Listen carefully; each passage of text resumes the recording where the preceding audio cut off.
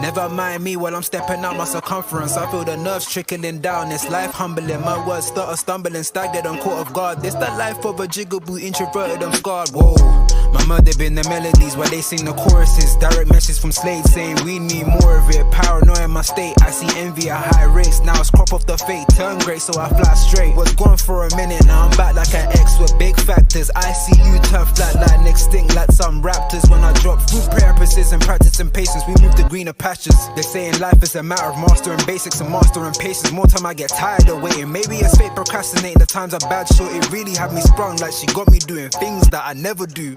You thought that we connected when in fact it was trauma bonding. Just leave it up to me to break the rules, never corresponding. My childhood filled with fence climbs and knee scrapes and bikes and kicking it by the street signs. The older I get, I'm trying to lessen any screen time. The bounce back heavy, I rock steady on climb. This one's a fucking loop, the news will pick and choose whatever truth they wanna give to you. I cannot stomach it, so I poop. Oops. When life turns sweeter, the lemon mouths get louder. But I'm amplified with ghosts from God like that boy Fowler. Working like I got that point to prove. But truth be told, the proof is right in the pudding, no point to lose. 60 for the crepes, yeah, I did that just because. She expecting more, girl, you know I'm saving up. Left me on red, well, it was what it was. Never stress over them joints or in downs when times get rough, so I ghost. Long are the days when we was close, and when I see you, it's like two completely different type of ghosts. I approach the weekly fire dropping, which I'm feeding. Still, I don't expect to be the one, your boy having fun. Still, the songs get spun like Beyblades and teacups. My fun fair to those that ever really know me from jump. So what's up, I've been the one they all depended on like TJ. Now they're dead wilder than a furry knockout punch, leaving them straight stunned as hella.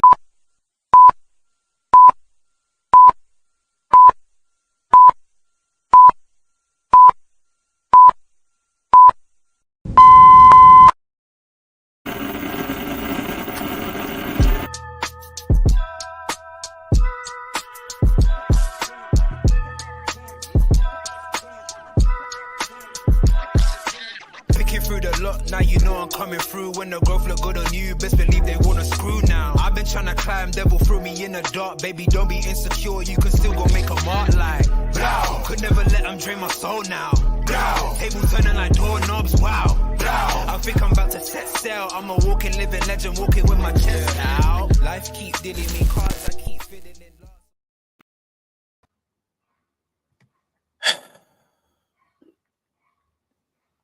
What's happening, peeps?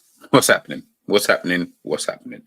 Good morning to everybody. Good morning to those watching on YouTube. Big up everybody over on X. If you're here in the chat and you're here for the tears, if you're a rival, smash the like button regardless. Subscribe if you haven't done so already. If you're a Liverpool fan, just smash the like button. If there's one thing we can like, it's GTV. We don't need to like what Liverpool are doing at the moment. We can still like GTV. You can see the title. You can see the caption. Big up everybody inside. Like I said, we're here again. We're here again talking about another poor performance. We're here talking about defeat. We're here talking about players. We'll talk about all of that during today's show. Questions, guys, just keep firing them in. Keep firing all the questions that you want us to kind of go through. Myself and Thiago in the building. Hope you're doing well, my bro. Yeah, we'll unpack everything. First, before I get to the comments and everything like that, how you doing, bro? How you doing? Good morning. I told them the 5-year plan. I told them. I was saying, my bro told them. I didn't say anything, but my bro that used to stream told them. And bro, oh man. I said it yesterday, guys. I said it. Dijk masterclass. G looked at me a bit funny. You looked at me a bit like, rah, what are you talking about? It's Everton. Yeah, no, I did. I definitely have to take the L on that one. I said, 2-2, you know what, 1-1. And that was me trying to be as optimistic as possible. Sean Dijk, people don't put respect on the guy's name in terms of he can set up a team to get a result when they need one. He's done it. He's done it for Burnley multiple times when they needed to go and survive. But they've had point deductions and they're still, they look like they're going to survive. Do you know how big of a job he's done? No, of course. Yeah, of course. He's done his thing. I can't even front. Put some respect. I'm not taking nothing away from Everton, by the way. I wouldn't do that. Yeah. But it is what it is, man. We move. I mean, it depends how far you want to go into it, innit? Like, lost time. Yeah, no, don't worry. We're gonna unpack everything. And people in the comments, man, come keep the comments going. I rifle through everything. First, we'll start off here with a super chat. I love Klopp. The irony. I love Klopp for everything he's done, but even he looks like he's packed it in. Thank you for the super chat, by the way. Much appreciated. I was actually sent at 2:48 in the morning, so I do appreciate that. Wherever you're watching from, blessings for that. For that super chat. He does look like he's even said, you know what, forget all of that. Big up Estonian. And I was sent at 5 o'clock in the morning. Jesus, I could tell Mandem were angry. Surely Klopp will play youngsters, especially Dan's. Imagine waking up at 3 a.m. So it was 3 a.m. where you was and you watched that. I feel sorry for you. I you know what? I'm going to apologize on Liverpool's behalf. Just for you having to wake up at 3 a.m. to watch that absolute. I don't even want to swear because it's not 12 o'clock yet. I'll wait until midday before I start doing all of that. Big up Christian. Bro, every single episode, notice how the majority answer is all the above on the polls. I know. Because I don't want to just put like little, like, you know, because it might be, you might think it's everything. Do you know what I mean? But I know some people might think it's just the tactics or it's just the players or it's whatever context. I want to allow people to have their choice. But sometimes you just think it's just everything. Like it's genuinely just everything. You get what I'm trying to say? So it is what it is, but big up to yourself. Big up Steve in the building. Andrew Graham, I see your question. I'll get to that in a moment, but thank you for that. Big up to yourself. Big up Hashin. We lack everything right now. To think we need Gakpo after all the nonsense and slanders, we are doomed and cooked. Yeah. Big up RJ in the building, my bro, man. I hope you're doing well. As usual, can't hack the pressure when it's must win. Thought he could get this new team over the line, but looks as that's a hard no. Very disappointing. As RJ said, guys, make sure you're liking and subscribing to the channel. Angel, morning to yourself. The only top quality centre backs on that picture were Tarkowski and Brett White. Our centre backs were pathetic. As for our fullbacks winning aerial duels, forget it. We will talk about it. You know we don't shy away from that. Yeah, the side was just that kind of, you know, that side that I gave. It's the side that I give when my son does, like, he does something that's annoyed me to the point where I'm like, you're 4 years old. I can't even really and truly get that mad. But I'm mad. But I can't get that mad because you're 4 and you may not necessarily understand. But it was that. All right, cool. Let's say no more. I've just got to kind of move on with it. Hollywood Rock Nunez experiment is over. It was over before it began. Angel, that team. We were bullied by Skamaka, Mateta, and now Calvert-Lewin. There's a theme with the strikers that we're getting bullied by the way. Bajan, big up Pops in the building, guys. Make sure you're heading over to Bajan Reds TV to subscribe to their channel. Bless up to you, man. I hope you guys are all doing well, by the way. Social Joins is saying, I thought you guys would win. This is hard. What happened? I don't know. I actually don't know. You're going to have to ask Klopp and Liverpool. But don't worry, we're going to listen to the interview after the game. Pops, we played set piece FC, and what did we do? Give them set pieces. Again, are we surprised? Like, are we surprised? It's here. Yeah, it's early in here in the UK. It's 5:45, 5:44. Right. So you guys are 5 hours. Okay, cool. Say no more. Now I know, 5-hour difference between you guys. But big up to everybody over in the USA who is watching, by the way, man. I do love and appreciate every single one of you. You already know the vibes and know the ties. Psychedelic, I'm glad I didn't watch the game. The highlights stunk enough. Oh, yeah. If you can watch highlights and you can tell your team stunk, how do you think we feel watching the full 90 minutes? Captain Sal, these players have checked out mentally a long time ago. Big up G and JJ. Hollywood 3 a.m. is the devil's hour, and that definitely was some hellish pain yesterday. Facts. You better jokes. Safety first. Knew we weren't going to win that game once I saw the lineup. Same thing has been happening since the FA Cup loss. Same front three combination is pathetic. To be fair, I remember when everyone said that was the front three they wanted to go with. Klopp making no changes at halftime was criminal. We had failed to defend any set pieces, but Klopp made no adjustments. Szoboszlai and CJ are not physical enough. As for the finishing, don't worry, we'll talk about it. Big up my boy Ennie in the Ross Clark building, red and blue. Listen, Jerry's got the Jerry's got the video of me. Yeah, I mean, man, they were laughing at me before, boy. Play, see that all of that. I swear you were clapping Mateta as well. It was Mateta, Mateta. You know what I'm saying? Mateta. Come on, bro, do your thing, my guy.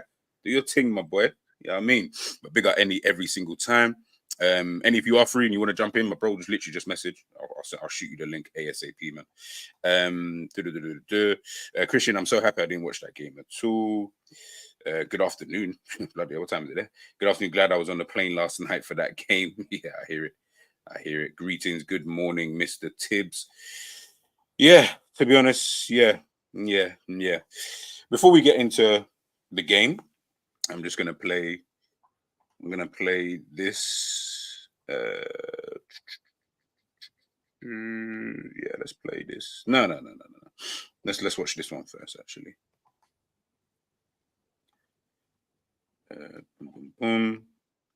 Obviously, due to the copyright thing, I think this guy he's turned it around, so you'll see it looks like it's backwards. But you'll be able to hopefully be able to. Difficult on nights like this, raw, emotive. But what did you make of that performance? Mistakes out there from Liverpool tonight. Yeah, listen, very disappointed in so many ways, and I think everyone has to look in the mirror and look at their own performance if they really give everything and do they really want to win the league? And obviously we're fighting and we have still games after the night, but if we play like we did overall in the game like today and not winning challenges and giving the ref to an opportunity to get a free kick like he did many times, then you have no chance to win the title. And like I said, it's a tough one, and obviously we have to do much better against a side that's playing for against relegation. And now it's time to focus on the 12:30 kickoff again. You did concede a lot of free kicks, but it just looked like in the end that you just ran out of ideas. Yeah, I think you try to force things, and I think we give too many crosses where they can just clear it quite easily. And I still think we had in the first half clear-cut chances that we should have scored, but eventually, we weren't good enough. And it started with the fight, and like I said, we all have to do much better, and we can't let the season go out like tonight and the first half against Crystal Palace, especially. That was also very disappointed. And like I said, we have to do much better in every sense, and it's a tough one. When you say you have to do much better and you don't want the season to go out the way that it seems to be doing at the moment, what do you put that down to? I wish I had a proper answer for that, but we're in the situation because we have been very consistent throughout the whole season. Even with all the injuries that we had, players that come in did the job, and the young players that contributed, and obviously we're in a good position. I think anyone in the start of the season would have never thought that we are competing for at least for the title.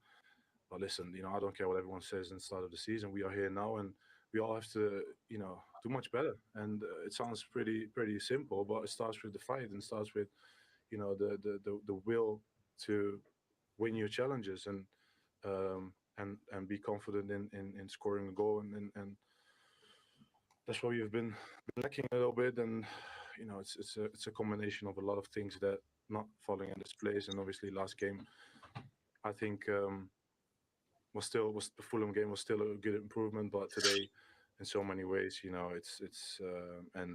I don't even want to speak about the ref because that's not an excuse. We have to do much better. You were just out fought there, weren't you, tonight?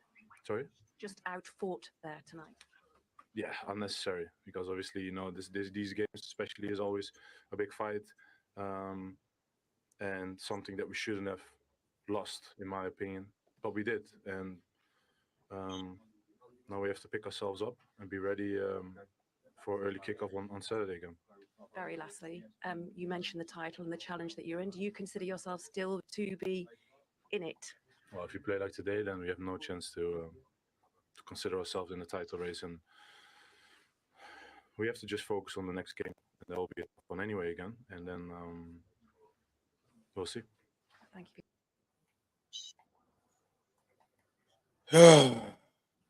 Jerry, Mm. to me, bro. Chat to the people. That was obviously Van Dijk after the game yesterday. Obviously, the interview talking about a few things. There's obviously a few points that I picked up on that, and I wanted to play it to make sure that when you take like certain words and it's like, context this, and you only see like I only saw like snippets on social media and stuff, like little lines that he was saying. I was like, no. Let's watch the full thing so you get context plus exact word for word. What they were saying. So there's none of this underlying stuff and maybe he said this. No. He said whatever he said. In the thing, looking at that and just looking at the game, obviously with just general thoughts at the moment before we dive in properly. To me, bro, you said it before the game anyway, to be fair. Dijk masterclass. When things aren't going well for your players, you need to sometimes, especially this is a game where we just needed a result. You need to set up the team in order to go and get a result. Dijk's just someone, you had two teams that needed a result, and one team was set up to get a result.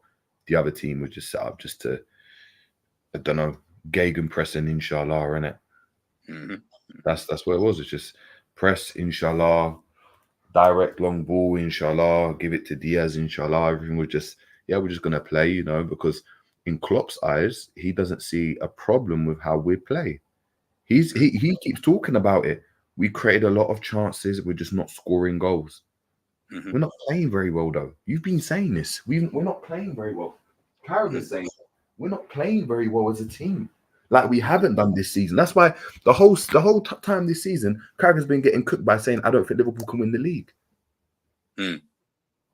Even me, I thought, you know what? Like, it's weird. Maybe you can jam your way to it, but we're just not playing very well, and that's fine. Then you need to have the tactical nous to change some stuff up, move some stuff around in order to get a result. 1-0. It could have been a 1-0. Could have been a jammy 1-0, a terrible ball. But we get the 1-0. It's fine. Instead, we still go and play the way we want to. We still concede a lot of chances. The players don't really know how to break down this low block. Rooney spoke about it. Teams now sit back and we don't know, like there's no idea. There's no patterns of play. There's no combinations. There's just nothing. Like if there's no space in behind, we're garbage. So we got to give the ball away to other teams. Problem is you give the ball away to teams. What happens? Yeah, you're relying on that gegenpress, but if that press isn't on like that or you're not sharp to it, they're going to cut you open and they're going to score a goal. And this has just been the story of Klopp. And I said it, man, like, come on, man. Like people are now talking about, like this is the first time I've seen Klopp, like he looks like he's done. No, it isn't the first time he was done. Last season he was done. At the end of that quad season, he looked done. And this is just the culmination of what's going on. And like Virgil van Dijk made a really good point there where he says, oh, you know what? We had a lot of young players that came to the fore and really helped us. What have we said, or what have I said, like my opinion? When do young players really come to the fore? When your team's garbage. When your team is garbage and young players get an opportunity to go and play. The fact they were able to go and all perform at that level, props to them. Props to Kwanzaa, props to Bradley, them two especially, because they were able to come in and perform at a higher level where they are first team regular players. In any other season, right? If Kwanzaa came through 4 years ago, do you think he's playing? Hell no. No. If Bradley came through 4 years ago, do you think Bradley's getting a sniff? Hell no. Nico Williams, like, do you know what I mean? Nico Williams, Bradley on a very similar level, like right now at this moment in time. Nico Williams couldn't get a sniff. And that's the difference. And look, it's just a situation now where I can see it's Arne Slot. Yeah, it's looking like it's going to be him. Calm, innit? Like he's talked a good game. I like the way he talks. It is where it is, isn't it? Just get me something. Like, again, this whole team just needs a refresh. People that think that, you know, a manager is going to come in and Liverpool going to compete for the title next season. No. There's going to be pressure from fans because of how we've done this season or what the team was going to go and do. No. Just be honest. Liverpool are reverting back to type. A top 4 team. Can we get a cup along the way? That's what it is, man. That's what it is. To allow yourselves to lose 2-0 at Goodison Park. Do you know how you see Klopp? Yeah, he's a fairy tale manager. He always talks about a special season, special this, special that. Yeah. Wow, we make it really special. Bruv, you're a fairy tale manager that has never had the fairy tale ending. Ever. 9 times out of 10, that fairy tale ends up a nightmare. And this is the worst nightmare of all. That's a nightmare. Because you had Dijk dunking on your head. You're saying sorry again. I'm sorry. When Umbrella tells me sorry 3 times in a game, like that, I'm done with you now. I don't know, sorry. Do better. That's it. And I think that's what annoys me. Sorry, more than anything is that, and it's not just Liverpool, by the way. I see like Manchester United players have done it before, like Rashford and stuff like that. And football players seem to do it quite a lot. Because of how fans are in a general sense, maybe there's a sense of entitlement behind it. I don't know. They spend a lot of time after poor performances coming out after games and apologizing. The thing with that is you're in a lose-lose situation in that regards. I always think anyway, because if you don't perform the next time, and then it's like, well, why did you come out and like you're always going to be in a lose-lose, regardless. Even if you do it, the reality is like it's like, well, bro, you should have done it anyway for this game. Why didn't you do it for this game? Why weren't you good for this game? And then if you don't do it for the next game, it's like, bro, you told me last game that blah blah blah blah blah. It's like, bro, you know what? Don't even do all of that. I always say, bro, this tweeting stuff and what I hate all of that because I'm just like, brother, trust me, I promise you. Football fans ain't going to see, like, I understand where you're coming from. I know why you're doing it because, of course, if you feel like the team hasn't performed well, if you feel like you haven't performed well, you want to come out and say this and whatever. But you just said it there. Sometimes it's just about, bro, just do better. Just do better. That's all the fans want anyway. Just do better. But in regards to last night, listen, look, man, like I've been in a couple of spaces as well over the last like 12 hours or whatever since the game. Listening to what people have had to say in regards to like players, manager, all that kind of stuff, and it's kind of really the same kind of thing that everyone's kind of saying now. 95% of the things that me and you were saying, like from I don't know last year, kind of thing, and continue to say, you know, heading into this season, even when winning, it's the performance. That's what bugs me the most.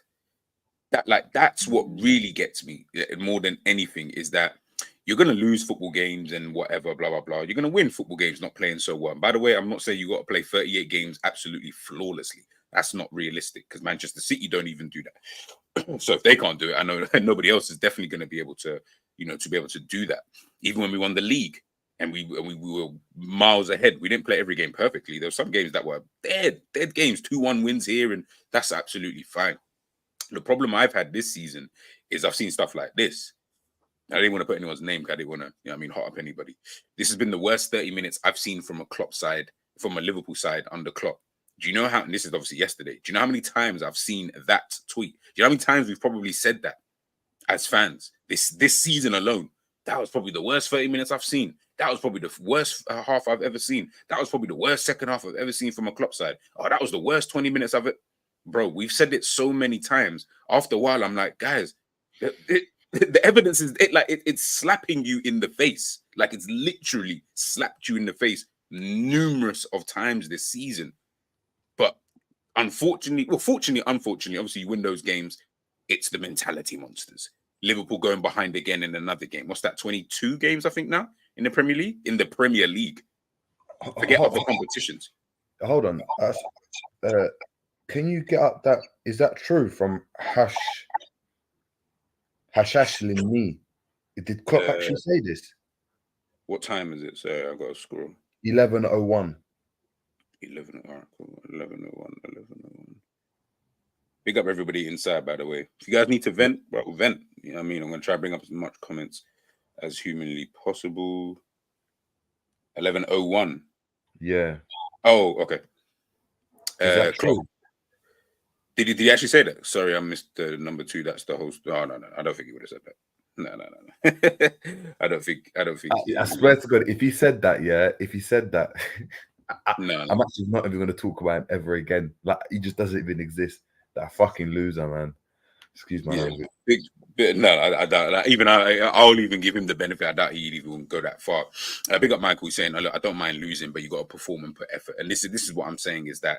But we've seen this over and over. When I'm sure it's someone, if anyone's in the chat and they know off the top of their head, or if they know the actual statistic of how many times Liverpool have gone behind in the Premier League this season, it was at 21 before. I can't remember how long ago that was that I looked. I don't know how many weeks ago and stuff like that. So yeah, I'd have to look. But I'm sure we're at 22. We're at 21 minimum. Bearing in mind, I think we played 33 games this season.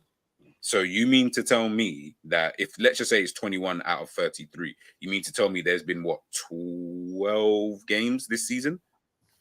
12 games this whole season. Out of 33, there've been 12 games that you haven't gone behind in a game. And we're gonna sit here now and say, yeah, but Liverpool been overachieving in that, but we've been lucky this season, bro. We've been lucky this season. That's in my opinion anyway. We've been very, very, very, very, very, very lucky in that regards. Do you get what I'm trying to say? When we're sitting there doing analysis and we're talking about this and we're talking about that, bro, in some of these games, bro, luck has just been on our side. And of course, it's football at the end of the day. You got to take your chances, of course. Do you know what I mean? If you don't take your chances and another team does, then, it is what it is. So there is, of course, going to be a little bit of that. But when we're watching these kind of performances, and I bring my boy in now, big up Savage, man. Good morning to you, my friend. When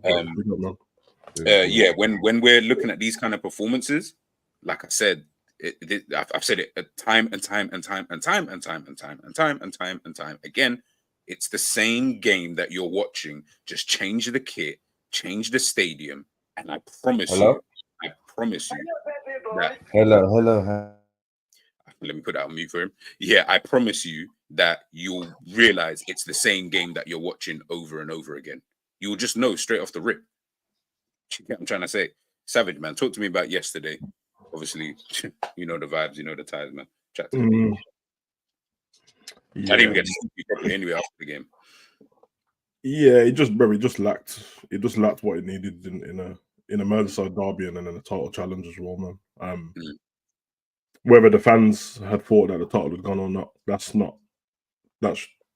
irrelevant, really, because you, man, when there's a mathematical chance of winning the league, bro, you should be playing like that. Yeah. It's just basics. It's basic football fundamentals, bro. Like so everyone's had the conversation every time we draw or lose or something like that. It's the same dry conversations everyone has, and at the moment, it's like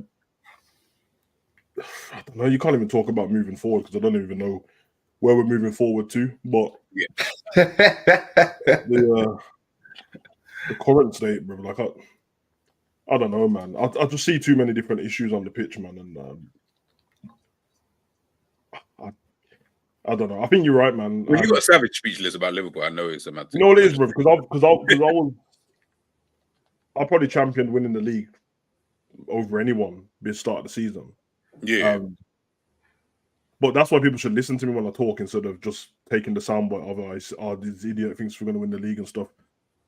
Bear in mind, I had no reason to think we was going to win the league based on the season before. So it wasn't based on logic, bro. It weren't based on I saw great football in pre-season. I think we're going to win the league.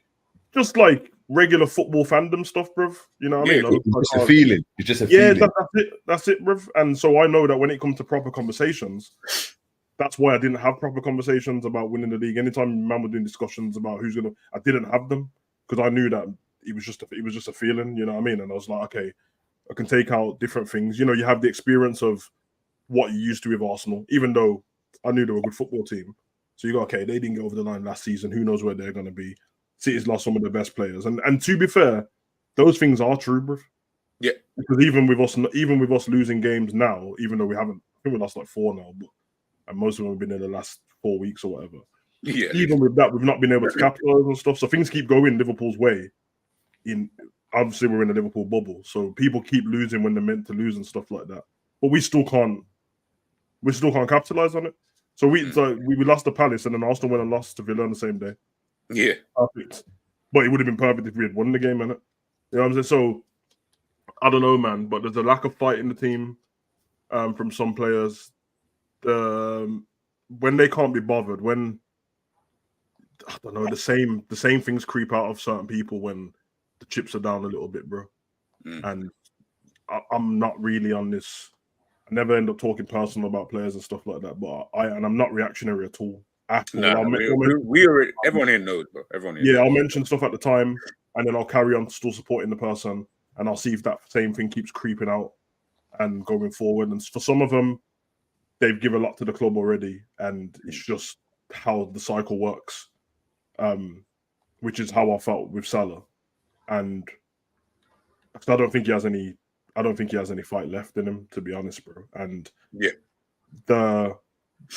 I don't know if you want to call it the class of 2017, 18 and that, but most of that class has been dismantled, bro. And the only people who are left behind are the world-class players or someone who you said was world-class. And so Alisson's a little bit different because he's a goalkeeper. Yeah, I mean, Virgil had his downtime the season before, and then you saw, okay, now he still has it. That was whatever. Salah, he was part of a front three, and 2 of that front 3 have gone. And they moved on. Whether people wanted them to move on at the time or not, they're 2 of my favorite players, but they were moved on for a reason. And some people said it was even too late, like it should have been moved on before. And Salah's still part of that class. And the only thing what was keeping him was the fact that he scores the goals. Because if you ask most people at the time, whether it's true or not, there's no fact behind it. When it comes to gameplay, most people preferred Mane over Salah. Yeah, but you couldn't deny Salah's goals, innit? No, but Savage, but that's what it is, though, is that and people keep saying, "Oh, you can't keep bringing up Mane and stuff," but when some fans, and I was part of them, and I was saying, in terms of like all-round gameplay and enabling Liverpool to keep consistent, the player like Mane is more important because people didn't see it because it was just goals, assists. Oh my god! And Salah's just uplifted because of the goals and the assists. But it's the function of how everyone goes and plays. It's like with Bobby. It's a very similar situation to Bobby. You take out a Bobby, in terms of like, I guarantee you, in terms of like goals and assists, apart from like Bobby's 1 or 2 seasons where he's done really well, he's probably the same amount of numbers as Nunez this season. Yeah. It is. In terms of numbers, they're quite similar. Yeah, but it's what they enable the team to go and do. And that's what people are missing. So now when you're expecting Salah to go and do everything, he can't. And he's running to the ground. And I said to man, not even last season, I said the right side it's had a stroke, and it ain't recovered. And it won't recover. Because it's the side of the pitch that when the pundits are all excited about Liverpool, that's the world-class side of the pitch, Trent and Salah. But when things are going bad, it's also that side of the pitch, Trent and Salah. And imagine trying to reconstruct a team where we're going to change everything up. The midfield's changing that. There's some new centre-backs in there. And we're gonna change the way we play football. So for 8 of you like in the squad, we're changing the way we play football. For the other 2, just play the same way you was playing. It don't work, bruv. It doesn't work, bruv. It's like wearing beat down trainers to a christening, bruv, but you got a couple grand suit on, bruv. It doesn't make sense, bruv. Like, it's just dead. So this is what happens, bro. And them 2 people in particular, bro, not that the whole game's based on them, because there's way more devastating factors. But there's some things I saw yesterday, like every time man jumped off for a header, man just watched Tarkowski like he was in love with him and didn't jump with him at all. And when they scored the header, Calvert-Lewin, Trent was admiring his hair, bruv, and didn't jump with him at all. He rubbed his back. He rubbed his back for him. And not to mention, if you watch the body language before the corner comes in, bruv, I'm not making this up, bruv. That corner, while I was watching it, you know when it's showing the geezer put the ball on and that, I already knew, when it zoomed in, I already knew they were going to score, bro. I was watching that particular part of and I'm watching Virgil keep telling people to switch on, and they're just like looking at him like, all right, I hear what you're saying and that. And I'm like, bro, is Trent just standing there biting his nails and that? What's going on? He's just chilling. He's literally watching Calvert-Lewin and Tarkowski have a conversation, and he's not even wondering. I wonder what they're talking about. He's probably going to come. No, nothing, bruv. He just watched him. It's the easiest header he could score. And then obviously I've not that I've backed Nunez, but I decided earlier in the season, I said, listen, I don't run the club. I can't get rid of him. I like him as a person, it seems, but I know his frailties in it, so it is what it is. And yeah, if you're trying to get to the next level, you can't have a striker on the level below. That's simple. And he's the level below the level, bro. Like I saw everything that's wrong with Nunez. I saw it yesterday in one game, bro. Fundamentals are off, bro. Like, even in a shit game where whether people want to do that deserving to win and all that, I don't believe in any of that shit. If you win the game, you win the game. That's it, bro. Unless you get cheated. And I saw Trent, even with spamming passes, there was at least 3 of them passes that were cold passes, bro. And you put it in the back of the net as a goal. The ball's hitting off the back of man's heel. And then he miskicked one. Then there's one where like Pickford ran out and he has to header it around him and he misses the header, bruv. How'd you miss a header? It's only you and Pickford.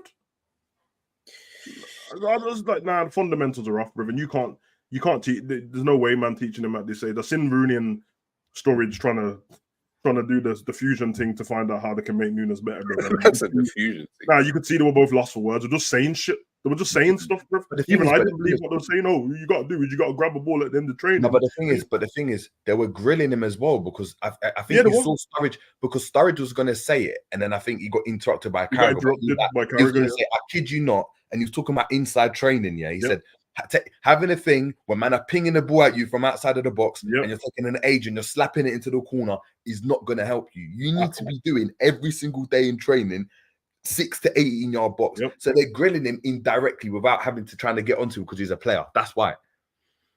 Yeah, well, I agree. I think he actually I said it before. Everyone knows the running joke I always make that he's got autistic face and that, bro.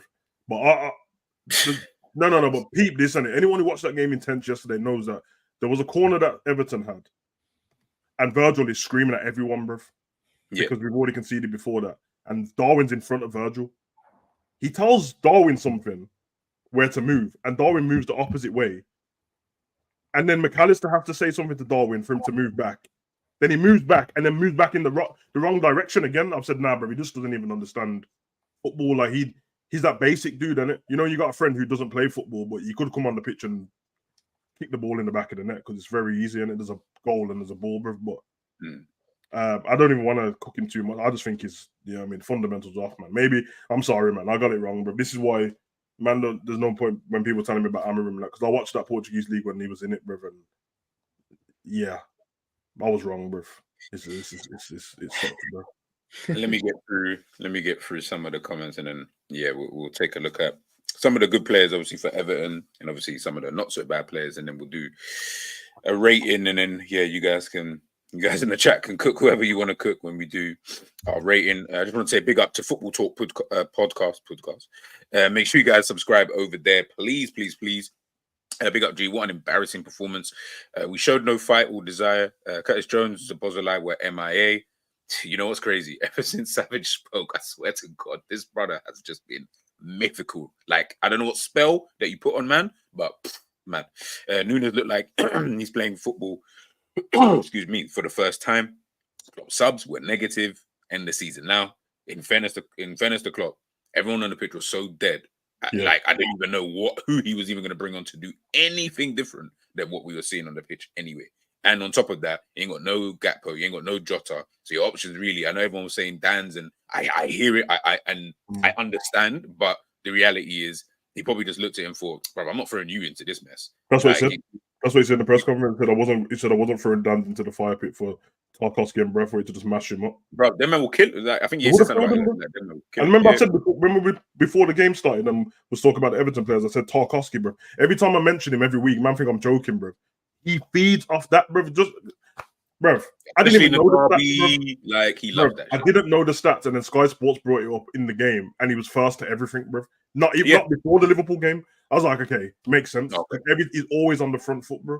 Man was bro. I can't believe it. And then man let Virgil get rushed, bro. Every time. Bro. If I'm Virgil, I'm swinging on man when I get in that change room, bro. Every corner, every free kick, they watch Virgil, watch their brethren the captain get rushed, bro. And man, them look the opposite way. I didn't see anything, officer. I didn't see anything. You know the ones that like, bro, you know what? I would have been there, but I had to tie my shoelace and that. Sorry, man. Sorry. Safety first. Liverpool weren't really reliant on Salah. It was Mane and Firmino doing the dirty work to make him look good. And usually after AFCON, he drops off and somebody else picks up the slack.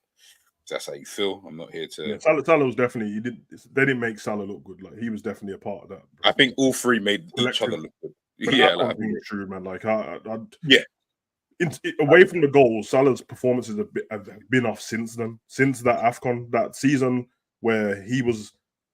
At the point when the season started, everyone was saying he was the best player in the world because that's when he was cooking up City and Watford and all that. Yeah. Then he went to AFCON and Mane was rubbish on the left wing for the first half of the season, and then Klopp moved him to centre forward. And when they came back, and he started scoring. I mean, he won in it. Mane won the AFCON that year, innit? Yeah. Yes, yeah. And then he came back. Mane, he was still a bit pants, but he was scoring goals, and Salah wasn't at all. And then the season after that was last season, where we were all dead. And Salah was still scoring goals, but he was still dead. And now this season, it's over with, man. It's over with, bro.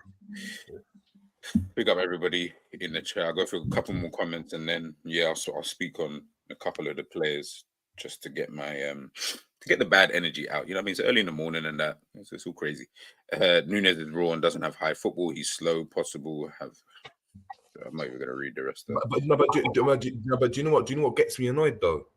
Is people have been saying this, and the people that were saying this were telling me, "You just don't know. You don't know ball. Then he's gonna be, if he can finish, he's gonna become the best player in the world." And people have been saying this. You know, this guy. I already know. First games, you can see it whether a guy's a techie baller or not.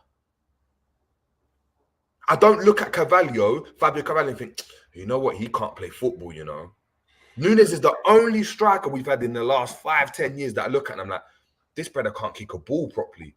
Bruv, me and you were at the Palace game and he's going and doing the rondo. They're in the rondo.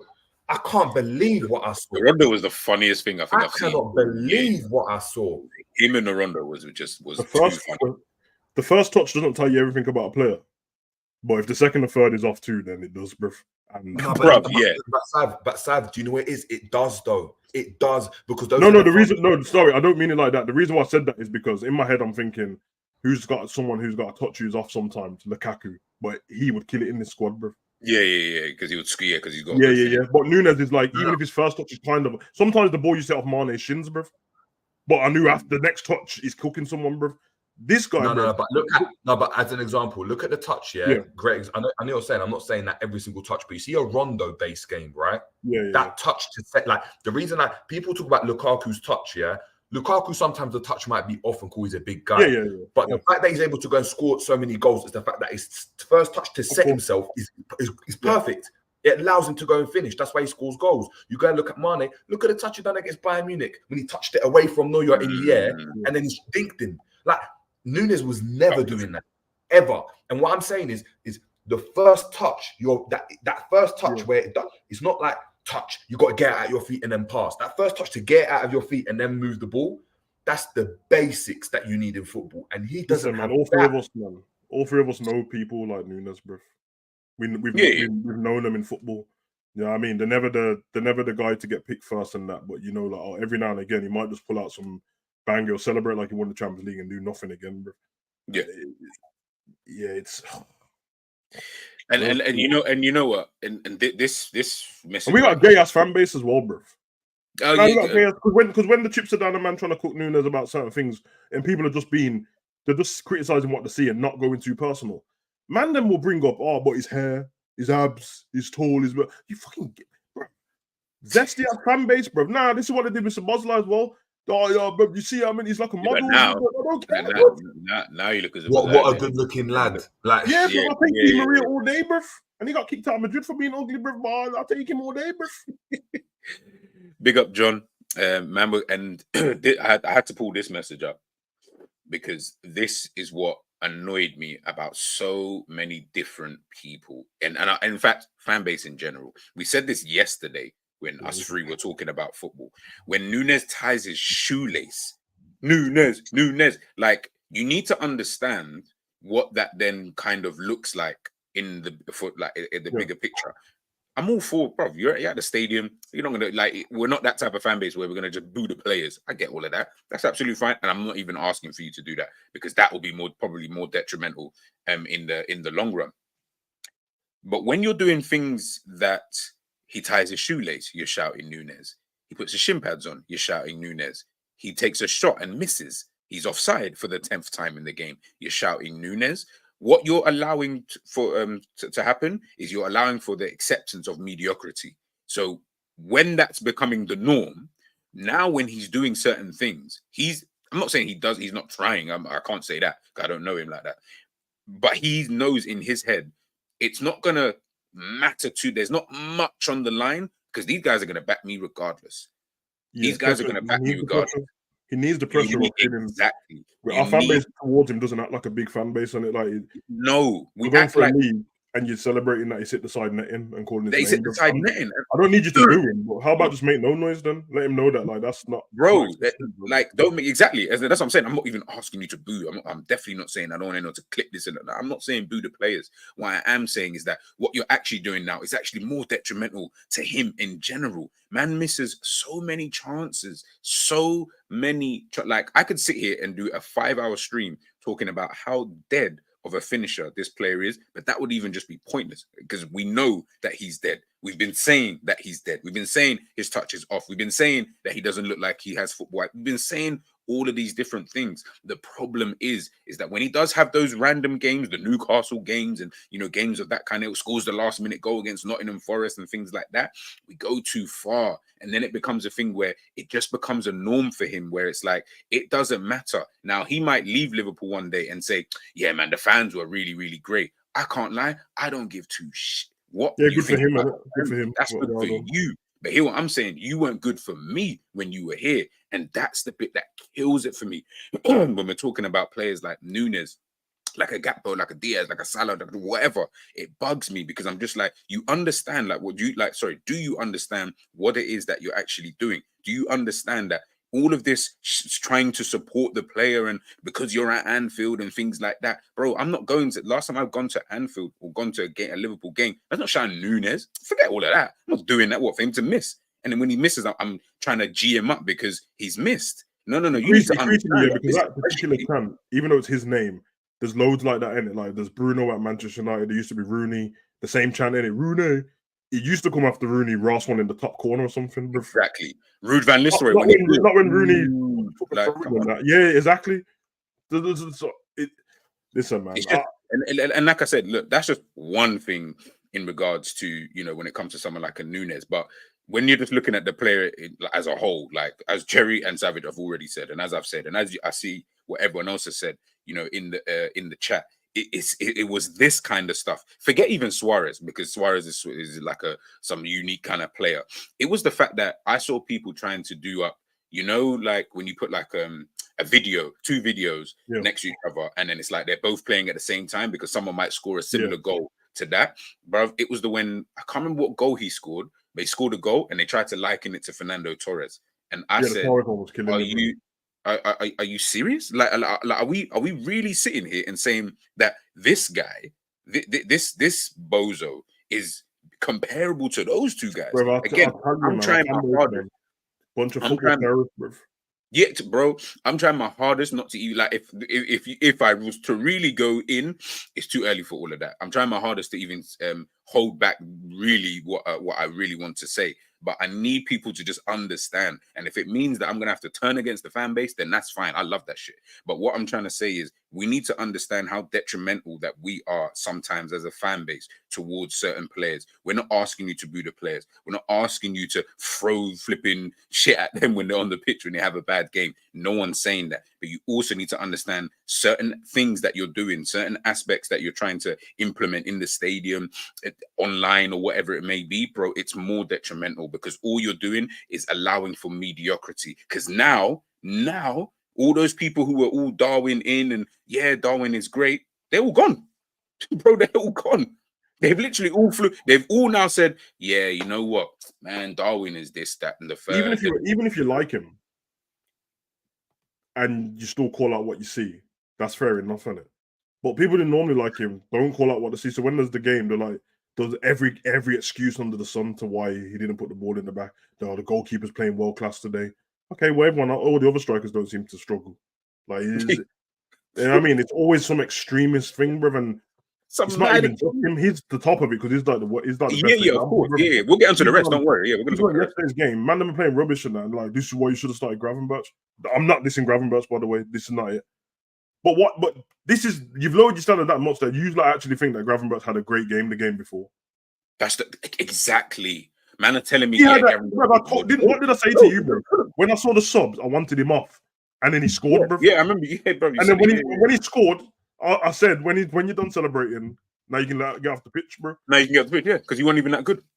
But everyone else would be, oh my god, he scored, so you got to keep him. No, bro, get off, bro. You're not playing good, bro. Your first touch is off. It's crazy, bro. Oh. Listen, look, we'll move to the game in terms of whatever. We'll talk about Nunez again later when we do the match ratings or whatever.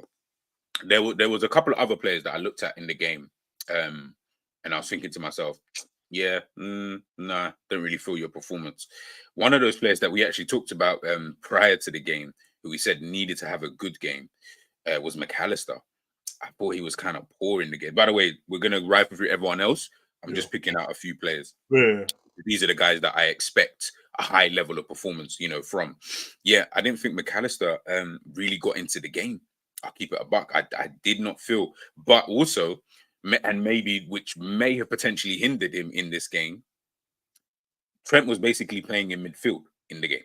Which what we spoke about before the game started. And I'm sitting there thinking, if you keep moving inside, listen, when it works, it's great, it's blah, blah, blah, whatever. If you keep moving inside, bearing in mind, it's not just McAllister's position that you're impacting here. It's actually everybody else's position, because obviously we've got to facilitate for you being in that position in the first place, whether it be in attacking phase of the play, whether it be defensively. We've got to facilitate for you actually being there, hence why you then put in a Konate on top of the physical nature, of the game in itself.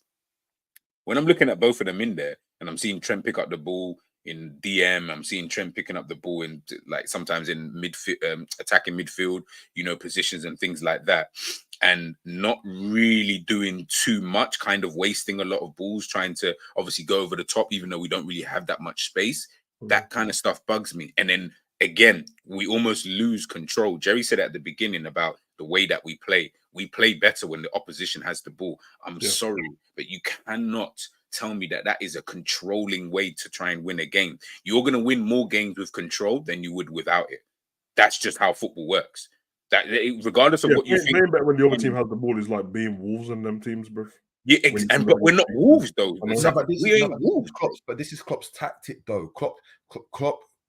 The reason why Klopp wants the other team to have the ball is because when they want to lose the ball in the midfield. Yeah, So that when the other team when the other team think, you know what, now we can break and get open, we've now forced you open, and it's easier to go and encounter you guys because you're out of position.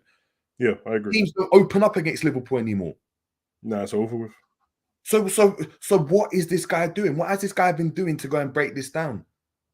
Nothing. We're just spamming crosses. We've been talking about spamming crosses and spamming balls and for like 4 years. I'll just quickly go through this. Big up Potts every time, man. The fans were trying to help him get settled and thrive. The hate he was getting was also a hindrance. So as the match-going fan, they were trying to boost him up. Not so. Yes and no. So I do agree with that in one sense, but on the flip side of things, it's like Jerry kind of said. Sometimes you can just look at a player and you just know, like I don't know what it is that you know, but you just know whatever position is, whether they're goalkeeper, whether they're defender, midfielder, striker, winger, whatever. Sometimes in terms of what their job role is, you'll just look at a player and say, Now, do I think that some of the hate he was getting at the beginning was a bit too much? I agree. I think it was at the beginning anyway. Unfortunately, look how that's kind of panned out. It's now turned out that he isn't actually really that good, to be honest with you. He's got good parts to his game. He has. I can't sit here and say he's all shit. He's got some good parts to his game, but not enough in order for you to really sit there and say, hey, you know what? Yeah, this is the guy that I want leading my team going forward. In fact, you know what? This is the guy I even want in the team in a general sense. At best, I want you as an impact player. I didn't spend the money, but I'm not trying to see my club, who don't even spend money, spend 80 million on a guy that we're looking at and saying, maybe off the bench, he's actually a weapon. Maybe off the bench when we need something different, this is the type of player that you need to bring in. And then you get as I think we've spoken about before, Pops, where it goes too extreme one way. Either you're over positive about him or you're just way too negative. So there's never really a medium when it comes to someone like a Darwin Nunez. But I always keep saying this. It's like when I say to Savage all the time, and to end, when we're talking about like decisions and like refereeing decisions, if I've had to sit there and I'm not 100% conclusive on whether that's a handball or whether that's a foul, and the referee has also thought the same thing, there's a problem within that. And it's the same with Darwin Nunez. From when we're even going either one way or the other, that should tell you that there is a problem, because universally there's not that collective thing of like, nah, he's good. I'm not saying he has to be Virgil's level, but collectively, everyone knows Virgil's good. Collectively, we knew that Salah was good. Collectively, we know that Trent is good. Collectively, we know that Alisson is good. Collectively, we know that all of these players are good. And we're not looking at it thinking he's too good or he's too shit. It's literally as a collective thing, taking out obviously the minority. With him, it's literally, maybe now it's not so split, but with him, it just felt like some people think he's amazing. Some people think he's super shit. I'm sorry, but when I'm looking at a player like that, I'm like, that doesn't even make sense. How can we look at a player? We all got the same two eyes, and we look at the same player, and our opinions are so far away, not even remotely close. That's when you know, bro, like something with this player, like I ain't right with this kind of. And he wasn't getting any hate in the stadium, so yeah, you know, yeah, he wasn't even cheering him like that, bro. Like, I'm not saying don't cheer him, man, bro. You know what I mean? That's being a football fan. Yeah, that's being. Man puts his bib on and that, bro. Just and the thing is, what then annoys me is that it continues for so long that at first you're like, you know what, fairs. The fans obviously inside, they're trying to do their thing. I've been to a game this season. Okay, yeah, I see what they're trying to do. Blah blah blah. I don't like it. I don't agree with it. But fair enough. I can see what they're doing. The problem that you're having though is that nothing has gotten better. It's not like this has worked now. So now I'm like, okay, just pack it in. Just shut up. I'm actually tired of hearing it. It's a bit like the Joe Gomez shoot thing. It's like after a while, it's now a bit cringe. It's a little bit sad that we continuously keep doing stuff like that, because it's not actually helping the situation. It's, if anything, it's more detrimental. Speaking about Joe Gomez thing, because this guy now thinks he can just shoot whenever he feels like. Same thing with Nunez. It's now just becoming detrimental, because now he just accepts that mediocrity. He knows the fans will always get behind me. I can hit the side netting. They'll always get behind me. No worries. I can miss from 3 yards out. They'll always get behind me. Come on, man. Like, have some level of standard. I'm not asking you to boo. Don't do that. You don't need to boo, but we don't need to go so far left where now we're going over the top. Like that's the stuff that those are like my pet peeves. Is those kind of things. I'm like, bro, like because we don't give the same energy for anybody else. I don't hear Gakpo getting them kind of leeways. I never ever hear it. I never ever see Gakpo ever get that kind of love that Nunez gets in stadiums, and I wonder why. Makes me think so many different things. But and I'm just like, yeah, it makes you think so many different things. I'm like, that's a bit weird. Gakpo will miss chances. Gakpo will have dead games, but I don't hear the fan base G'ing him up like that. I don't hear his name being shouted out across the whole stadium. But Nunez, though, as Jerry said, Savage said, man put on his bib and man are shouting Nunez. I'm like, bro, and then I told you do a stream after a game, and then as soon as he scored, it's like, where are you haters now? What you say? Where you haters now? I'm like, bro, we've been here. How about that? Every time people say that, I'm like, they still have the same opinion of him. Exactly. You can say well done today or well done for that goal. It was world class, bro, but still have the same opinion. I have that about loads of players that don't even play for Liverpool. That I think they're pants. I think Rashford's trash, bro. You score a scream, I'm like, that was a banger still, I can't even lie. But I still think you suck, bro. That's what it is. It's just one of them things. Yeah, big up. That'll be Klotz because he played him in the 6. Top quality players. They should be able to work it. Not so. Yeah, I hear that. He's obviously talking about McAllister. But anyway, back to the Trent thing. Sorry, Nunez just triggers, man. Back to the Trent thing anyway. And guys, make sure you're smashing the like button, man. Like I said, even if you're here for the tears of Liverpool, make sure you smash the like button regardless. Make sure you subscribe to everybody who is about. But yeah, Trent's game, McAllister's game, I just wasn't really feeling, man, in that kind of game. And then just know that Trent's one just said 25 possession lost 25 times.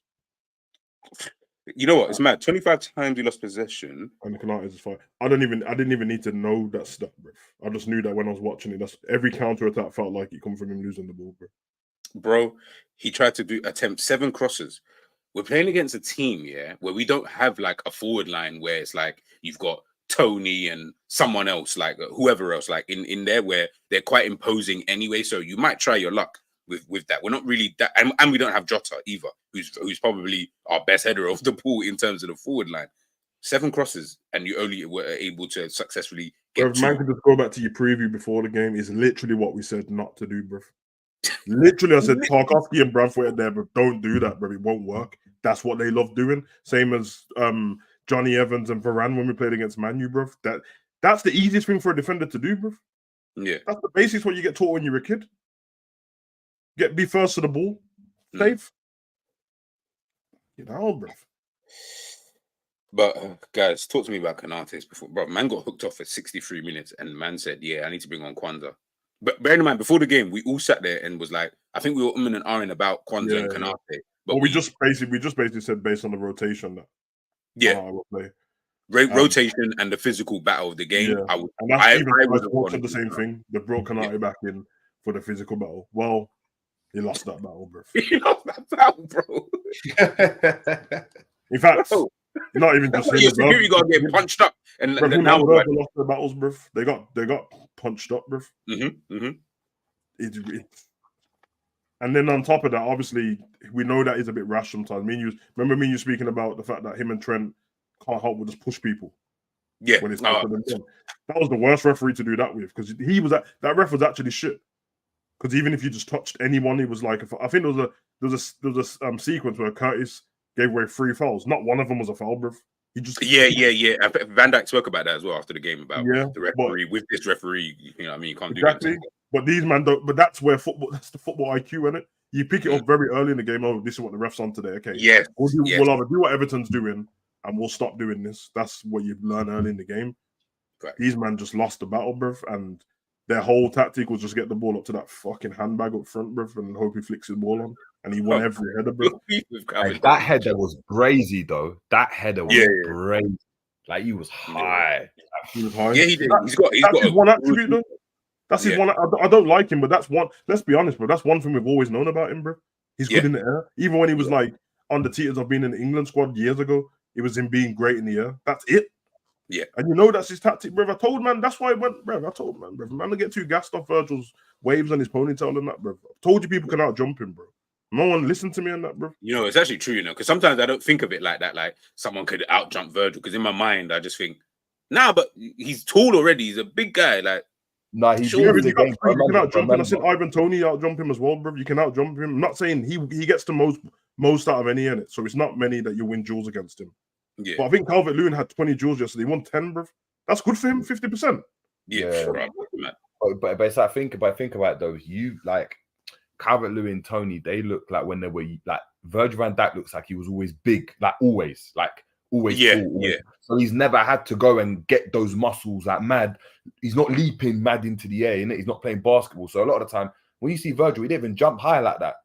He jumps, but it's just like, yeah, I'm bigger than everyone anyway, so I'm always going to meet the ball, and do you know what I mean? I'm competent in the air. People like look at Cahill and stuff, like from Everton. He just practiced. I'm just going to keep jumping, Bro, he must have practiced because he was so good.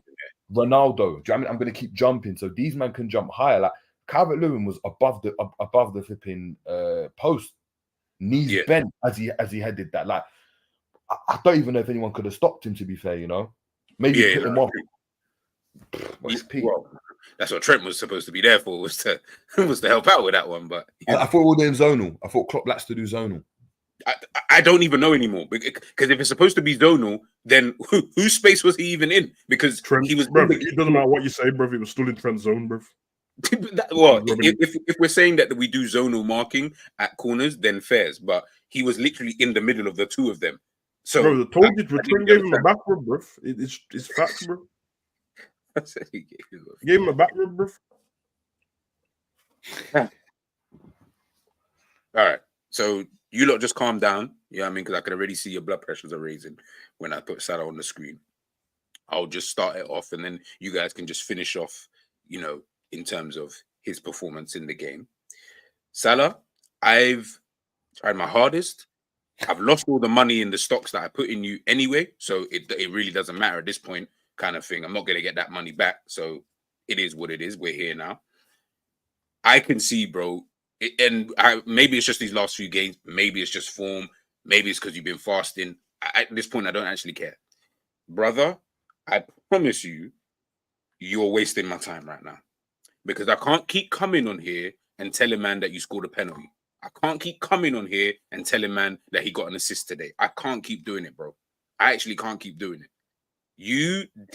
There was a point in the game that I remember Gary Neville saying, Ashley Young had been on the pitch. Obviously, Mikalenko had come off. And by the way, that looked mad. I was surprised he was able to continue because he looked like he rolled his whole ankle. Yeah, Mikalenko mashed himself up, and then Salah decided not to run at him once. Exactly. Do you know what I'm trying to say? Ashley Young came on, had played however many minutes, whatever, blah, blah, blah. Gary Neville must have said, right, this whole time, he didn't even really notice that Salah was even here. Has Ashley Young even had a duel in the game? And I was like, I had to sit there and stop and think, you know what? I don't even remember like if they've gone at each other like any type of battle. It seems like Ashley Young's just kind of calm. There was a few times I see him look over his shoulder just to see where Salah was, but I never really saw them two really going at it in terms of, you know. But by the 35 minutes into the game, they brought the stats of how many touches he had with the ball. He had 8 touches. Pickford had 9. The same as Pickford. He had the same as Pickford at one time. Bro, listen, man. Like I said, Salah, you were the guy. You know what I mean? Like, man can't really say nothing against you. Do you know what I mean? Like, all of that stuff that we use for Klopp and stuff like that, it's the same that will go for you. But you, just like Klopp, seem to have run out of energy too, because the performances that you're putting in, my bro, they are becoming they're just becoming terrible now, though. Like, I can't defend it with a GA thing. I can't do that. I can't do that because I don't like looking at the game like that, because then it just becomes a bit silly, and then, you know, it just becomes all about, you know, GA. He's not even getting GA. He's not even getting GA. Yeah, but I'm just saying, like, you know, like for games like against Manchester United, he scored a penalty. Obviously, last night he didn't get anything. But when I'm looking at his game, right, he played the full game. He had 38 touches in the whole game. Bearing in mind, 21 of those 38 touches would have been passes. So you're telling me that the other, what's that? 17 touches were just other things. You lost the ball 7 times anyway.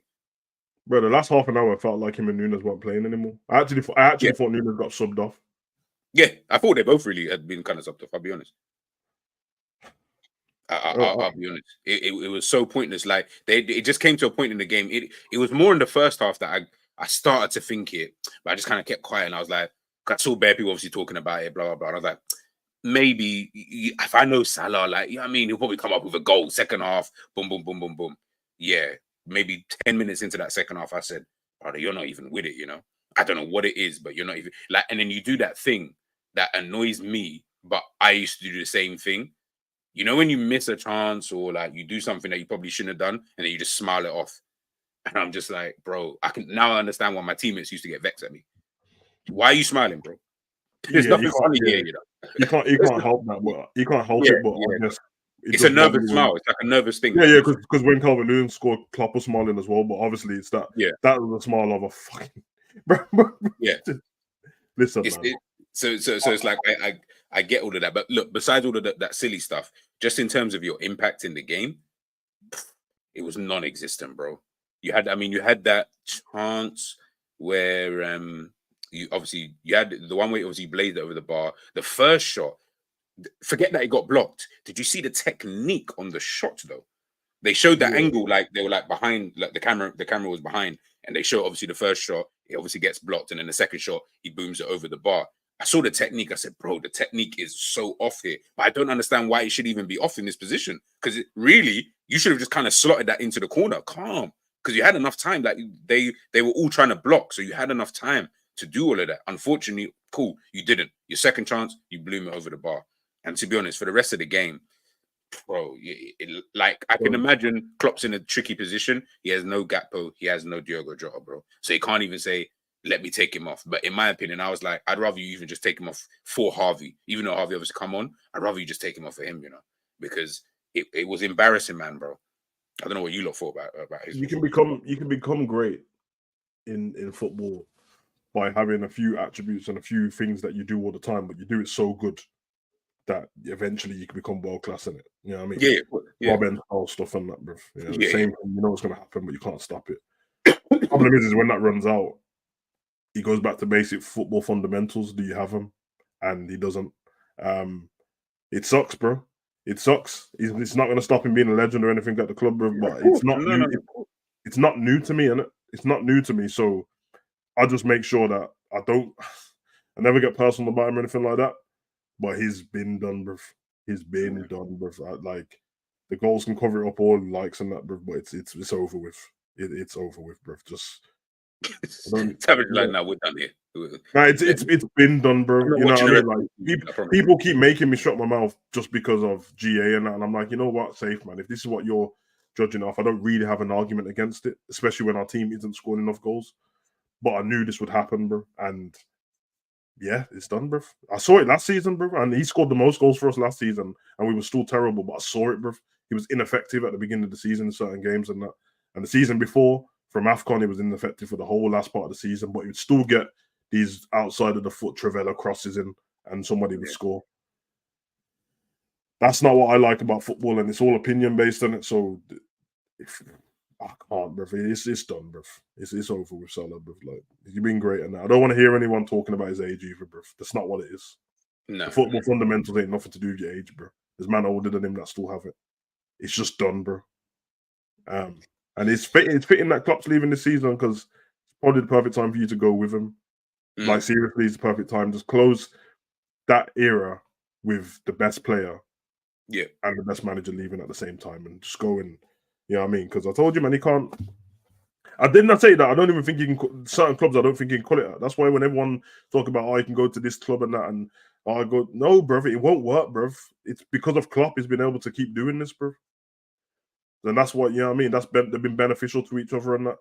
But someone's benefits ran out earlier and it's not helped him. So it's gone, it's done, it's over with, bro.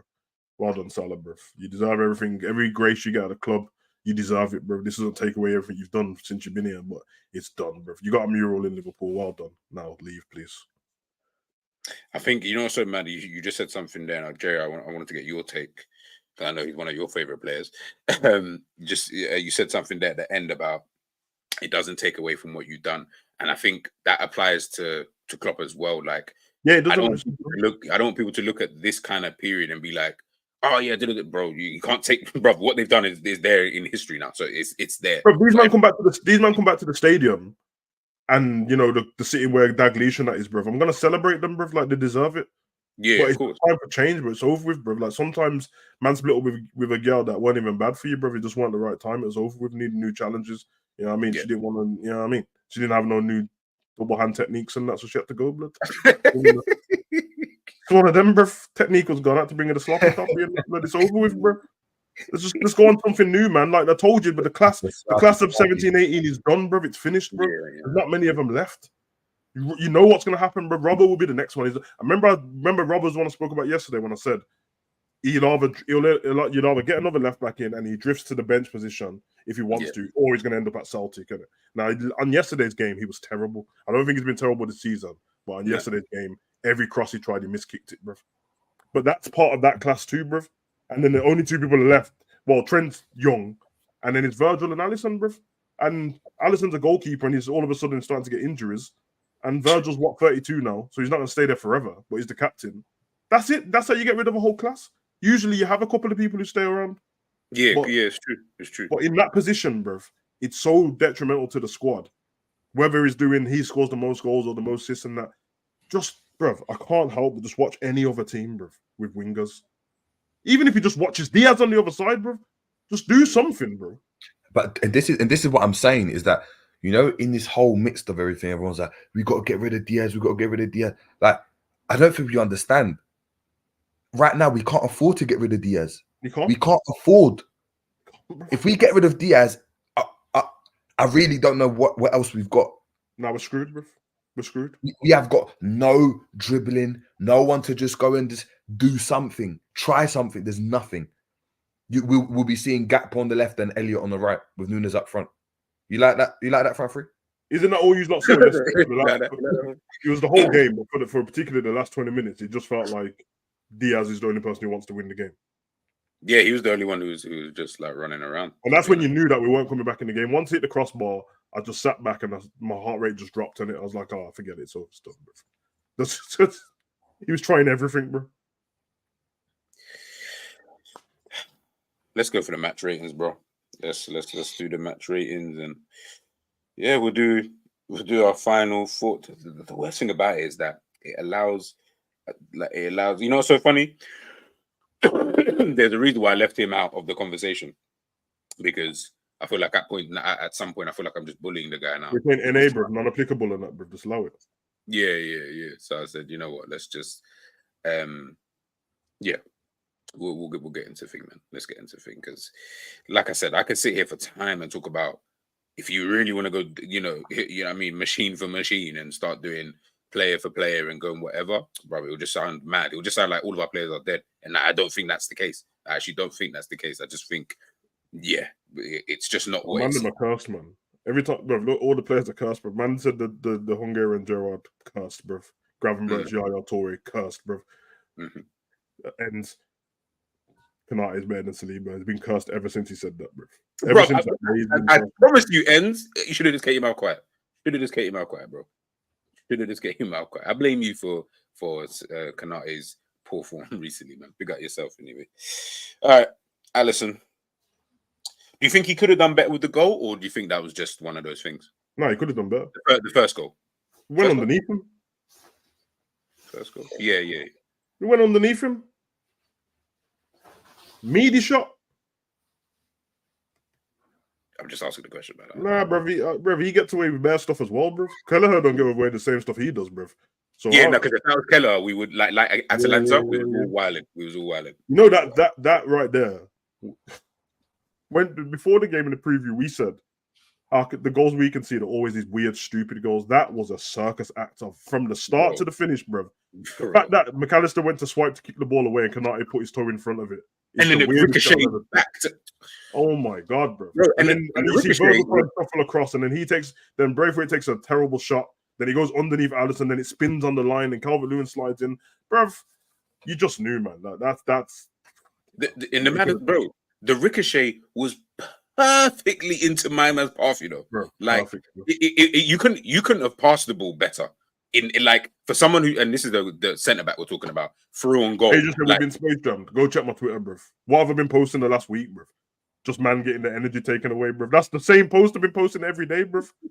I know, bruv. You know what's bad? I didn't understand why you kept posting it, and then I think I clocked on later on. I was like, yeah, bro. That's what I put the flags of all the players and that meme, bruv. Because I knew, yeah.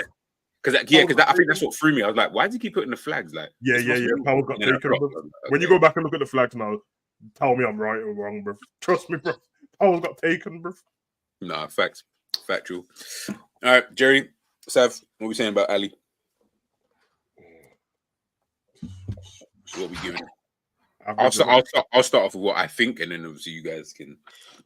5.5. Yeah. Because I don't think the second goal he could have done much about that one. I don't feel like that's on him. So yeah, but the first goal, I'm like, nah. I feel like you should be kind of saving that one, kind of thing. And I think outside of that, I mean, the only thing that bugged me, even though it was offside, was when he gave away that pet. I was like, Ali, that's just something that you would do, bro. That's actually something that you would do. Is that you would actually just give a penalty away in that type of situation, but because you was never getting it, like you was actually never going to get it. I can see that from a mile off, but you still went for it. And obviously, that's the worst feeling ever, isn't it? When we're not get let off because it was offside, but when it feels like you've been let off because of VAR, and then they still score. Yeah. Remember last season we played Brentford when we got battered, and Bissell scored, and it was offside, and he scored the exact same goal 2 minutes later. Like 2 minutes later. Yeah. Oh, Isak did that for Newcastle. Isak did it. Yeah. That was the 1-1 game. Goal, offside. Through and goal, same side, same goal. Come on, bro. Like, surely you're learning your lesson. We'll start with Robert, actually, because we ain't spoken about him. Robert, his performance yesterday. 4. Jesus Christ, I don't think it was. That's the worst game I've seen him play this season, bro. I actually didn't think play that time. He was terrible, bro. Did you see how I think he was treating him, bro, on the wing, bro? Oh 100%. Brother, but we said, obviously, you and Jerry mentioned about Harrison and the thing, but I was just talking about Dwight McNeil. I didn't even think about Harrison. Yeah, Harrison was cooking at Leeds like that, man. He sent him he kept doing feints, and Robert would jump, and he just run past him. He just run past him, bro. So stupid, like so flipping. What do you think, Jerry? What are you saying about Robert? If he's there or not? Is he there? He might not be there. Okay.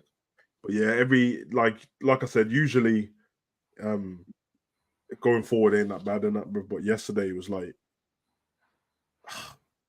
every cross he tried, there were missed kicks, bro. Like he only completed 3 crosses out of about, I think it was 16. I think it said. Yeah, his crossing. Although at the same time, I do put that down to tactics as well, because Klopp's obviously telling them to play in this certain way. He tried 16 crosses. He only got 3 accurate in the entire game. That first time cross he does from like the edge of the area, basically the trend on the left side. Yeah. I don't blame him for that one, because the reason why the cross is incomplete is because have you noticed that lately there's no one in the box? Yeah. So they're gonna get it. So I don't blame him for that. It's the one where Diaz was trying to get into the game, so Diaz or him and Curtis will play a 1-2, and they go to the byline, and it's there for Robert to play across. The couple of them he got across, and Diaz got some across. The rest of them, man was just miskicking the ball, bro. Like he was going out for goal kicks and that. So. All right. Trent. Let me go to Trent first, and then we'll get to the Chuckle Brothers afterwards. Yeah, same. Trent. 4. Same. I agree with that one. That's only because he actually, within his passing, there was actually chances that he created what could have led to goals with like a couple of them. Yeah. And it's funny because you probably look at it differently if those goals had been scored, almost. Yeah. But at the same time, if I look to the overall game, I think 4 would probably be a fair. But defensively, he was not it, man. He was definitely not it. And like I said, I think when I showed the heat map there, like I'm just not feeling the way that this brother is constantly moving into this midfield and just leaving that hole behind him. Cool, you know what, Bunny? If you're gonna leave the hole behind you, that's even fair enough. But I then don't need the Hollywood passing every single flipping time. It does not work all the time. There are going to be some times when it just doesn't work, bro. And you know what? That's okay. That's actually sometimes okay. players seem like and it's not that I know with Trent, because from his interview and that, he sounded level-headed and that. But on the pitch, sometimes, man, they play like there's nothing left to get towards in terms of the way you are as a player. Like you're already at the top level. You're not, bro. It doesn't matter how good we keep saying he is. He's not at the top level yet. The best level you can get to. He ain't there yet, bro. Mm. But that's an uncomfortable conversation for another time. All right, the Chuckle Brothers. I don't know if you've got a different rating for both, but if you do, we'll start. Virgil's better than Konate, but he still wasn't great. Yeah. Okay, cool. So you know what it is? Konate's in the team to give us some physical presence, yeah, because technically he's not great. Yeah. When you don't do that, what's the point of him even being? What's the point of even playing? Exactly. And that's why that sub came. You could see it is like Kwanzaa's better than you on the ball. So if you're not gonna, and the thing is, the first thing Kwanzaa done when he came on, Calvert-Lewin jumped up, he pushed him out of the way instantly, bruv. Just barged him out of the way, bruv, and then he knew straight away. That's a Van Disney and Tyler, you know. Konate, what would you give him then? I had him at 2 because I was like, from when we've had to bring in the 20-year-old who isn't even as big, physically strong, fast as you, and as Jerry said, you're only here for this one reason, really and truly. Bro, like 63 minutes, you came off. So we still had half an hour of a football game. And Klopp said, I'd rather just take off this centre back and put on a different one. That, to me, that's mad. That's very, very telling in that situation anyway. But I had him at 2. I don't know what you guys want to give him. I'm all right with that still. Same, yeah, 2. Virgil, you're right, Savage. I think, he was better. I don't think he was that good, but he was better than... Yeah, they've done a job on Virgil, man. We got Sean Dyche and that, bro. He knows what he's doing, man. That is physical football, Burnley style, bro. He knew exactly what he was doing.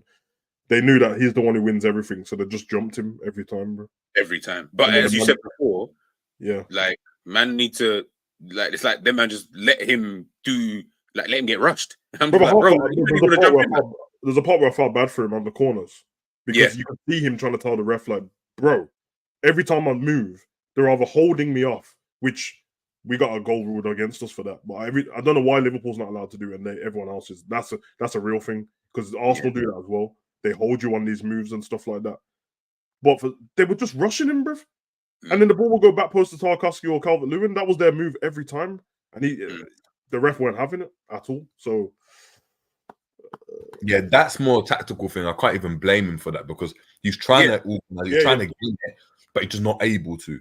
Yeah, exactly. The rest of them, though, like Konate, where are you then, innit? Exactly. Yeah. Endo, whoever's in the 6, where are you, bro? And it's not like he wasn't asking for help, because you can see him. You can see him calling for. Yeah. And they're not listening, bro. Until Kwanzaa came on, no one was helping him. What are we giving him? 3, 4, something like that. Yeah, I don't think he was worse than Robert and Trent. So 4. 4's calm. Yeah, I'm good at 4. Okay, McAllister in the 6. 3. Trash. Yeah. He was dead, man. He was actually so dead. Like I'm not even gonna get because he's been good or whatever. He's not the guy, Joyce. You can't dictate play from deep. He's not. I said it to you before. He's not a Busquets, in it. Like, unfortunately, it's nosebleed settings for him. He doesn't know how to go and dictate a tempo of a game. He's just like, I'm going to try to be creative with the ball, and I'm just a technical player, but he needs to be further up the pitch. This thing, right, is what he's doing right now. Listen, he's not even top 10 6s right now, isn't it? Like, if he's playing like this. He spends a lot of time complaining as well, man. Bro, savage, man. I think you said it, and because people say I got an agenda. Brother was complaining bare time. I saw he got a yellow card. Yeah, but like sometimes there's games where I get what he's talking about, but sometimes I'm like, you're moaning, and I saw the replay, and you definitely fouled the guy, bro. Just got him with the game. Yeah, so like just carry on. And I think there was that moment where he was arguing with the referee. I can't remember what. I think it was for one of the. Obviously, we spoke about like the referee just giving away. Yeah, man. That was the part. McAllister looked mad shocked that the referee even give a foul, and he looked so shocked. Bro, he looked so shocked. But I can't remember the Salah. Salah was trying to tell him, bro, move. Donny was like, I remember he moved Salah's hand like this. Get off me, bro. Like, I said, bro, you need to chill out, because right now we're losing the game. We're losing control of the game anyway. We're giving away a lot of fouls in the game. You don't get a yellow card just for talking back to the referee. We're already getting yellow cards for this. We've already got what's that 1, 2, 3 players on yellow cards in this game already. Don't add to that just by petulance and silly little. Don't do that, bro. Don't retaliate. Just leave it, bro. You thought it was a foul. Okay, you voiced your opinion. Move off. But he looked like he was trying to continue. I know he was shocked, and I understand why you were shocked. But then, if you were then to get a yellow card, it just looks silly, man. But yeah, I think him in the 6. Yeah, I would just be happy if I just stopped seeing that. Like, I'm tired of him in that 6th position. You will, man. I'll tell you one thing. The Endo will come back. Man, I'm going to still keep stressing himself out for the rest of the season, bro. That's on everyone else now. Because one thing you know for sure, Klopp's definitely going. So there's no point keep talking about that. It's over with. Stuff. Yeah. And so all this stuff about these players playing in this position and that position, bro. Listen, you've got max 4 games out of it. Is it 4 games? 4 games. You got max 4 games of it. Man, I think so. The 34th game yesterday. I went on 34. Oh yeah, right, yeah. Forget. Yeah, so at this point, bruv, I mean, man, them stop being childish, bro. It's over with, innit? Nothing gonna change, bro. It's what it is, bro. No, that's true. All right, Savage, your guy. Was a lie. Bruv, I'll be honest, bro. No, I'm being deadly serious. I feeling your voice. No, but I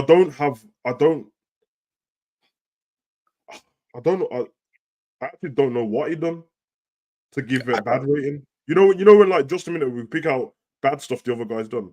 Yeah. I don't know what he done to even give him a bad rating. Yeah. I don't.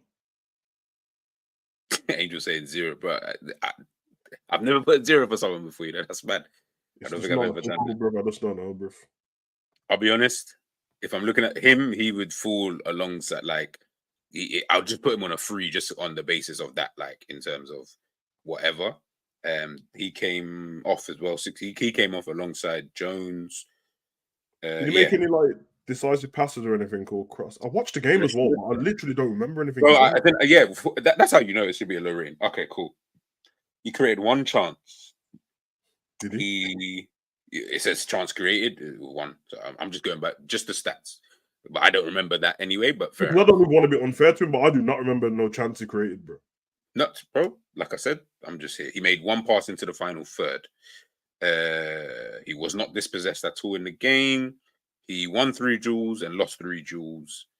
His ground duels is pretty good, 3 out of 4. Lost the aerial duels. Yeah. Well, now I don't know if I'm being harsh on him or not, but I just don't remember shit, bro. Bro, honestly, for me, let's be sure they gave him a 6.5, and I was like, but obviously their ratings are a bit mad. Yeah. Like I said, I would have given him a 3. Like, I just feel like you didn't do anything that made me. Yeah, and this is why, and Enzo has spoken about this before. Whatever metric that these people use, whatever algorithm that they use to say whatever they're trying to say in terms of the statistics, sometimes I do question it at times, because what they might deem to be a pass into the final third or a whatever, or a tackle or whatever, dispossessed or whatever, sometimes I'm like, I wouldn't call it that though. But if they do, then you just got to go by whatever they're Listen, my opinion on Kabazala is, of course, I'm willing to give him a chance under another manager. Yeah, of course. In fact, you know what? It's not even the fact that it's another manager, just another season, just a new season. That changes stuff sometimes. You know what I mean? But at the moment, bruv, I will take any other Dominic in there. Dominic Mysterio, Dominic Toretto, Dominic Calvert-Lewin, bruv. I would take Dominic Toretto, you know. What, flying the cars? Hey, yo, man. Bruv, I'll do that. All the Dominics, bruv, not him. He sucks, bro. All right, I'm going to give him a 3. I'm just going to give him a 3. Just because I thought he played dead, but the stats say he actually played better than the rest of the other midfielders. But I didn't see that yesterday. Hold on. So what everyone's saying in the chat and what we're saying is no one remembers one thing that he done. Yeah. But the stats say that he done a couple of stuff. Which tells me that he's a man who went hiding and done basic things, bro. And yeah. Because his passing completion was like 90-something. But he only made 32 passes in the game. I bet all of them were to McAllister. Next to him. I would love to say, I wish I could I'll try and see if I can get like the pass maps to some people, because it would be hilarious to see. And you didn't watch the game, man. You can't be giving him 4, bro. Dominic Clonio. People giving him 1. And that shows you how mad it is. Because you men are all saying 1, 2s. You know what it is? Because I think for sometimes when you're looking at players, you'd rather them try and fail and be shit than not see them at all, bro. Because then it's like you're playing with 10 men. Yeah. Minus why you always gotta be so extra, bro? Maybe the physicality though, man. Maybe we'll see. Maybe that's why I said another season. Forget that it's not managers and formation. All you like who just all sticking up for him and that, bro. It's not the formation and the tactics and all that. It's him, bro. Because the formation has nothing to do with 5-yard passes and that, bro. So do you know what it is? I think it's the expectation. The reason why people are saying -1 and minus this and 2, because look, let's be honest, it weren't that much better than McAllister, man. Or McAllister weren't that much better than him. But what it is, remember, he was Gerrard, didn't it? Bro, listen, man. I thought, you know, every time someone mentions Gerrard, I want to fight them, bro. I want to fight them. It's disrespectful to Steven Gerrard, bro. Like, and it ain't because dumb shit, bro. Look who fucking hell, bro. I can't even. Let's move on then. Let's move on. Let's move on. All right, Jerry, your guy, the Scouser. Chat to me about your boy, bro.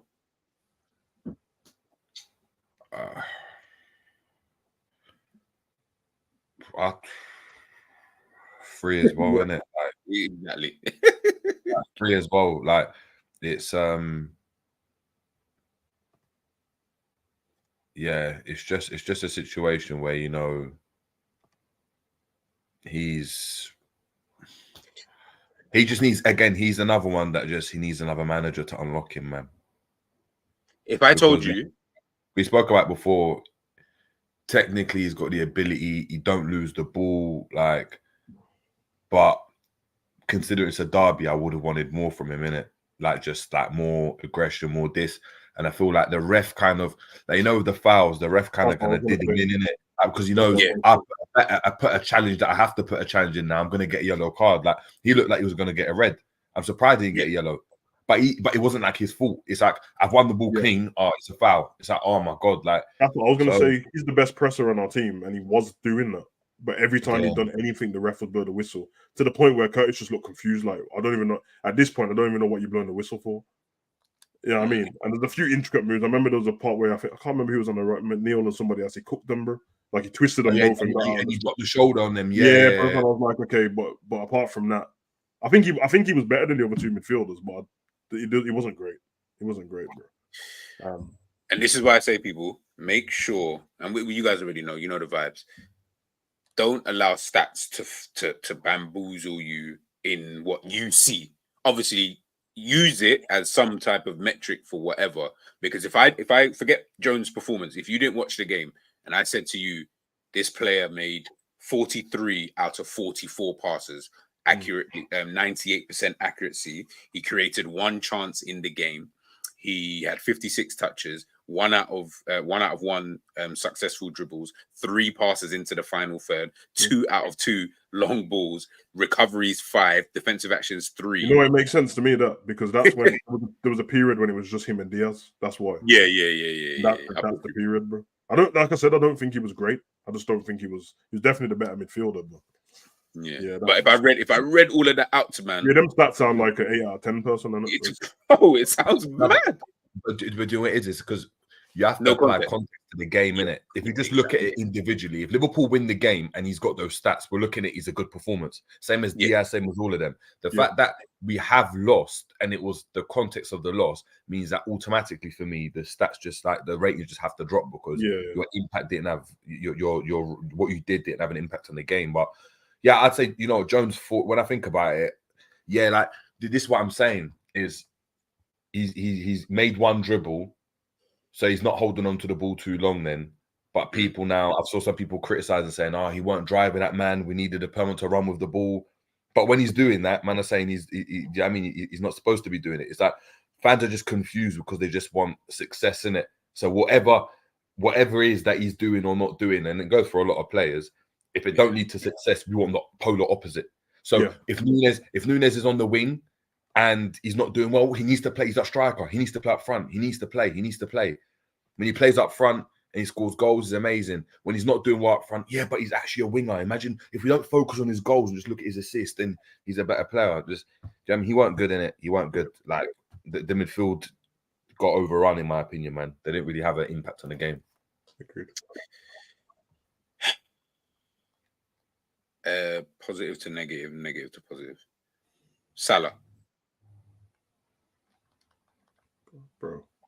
I'll Wow. give the rating that I think, and then you guys can tell me if I'm going too high, too low, whatever.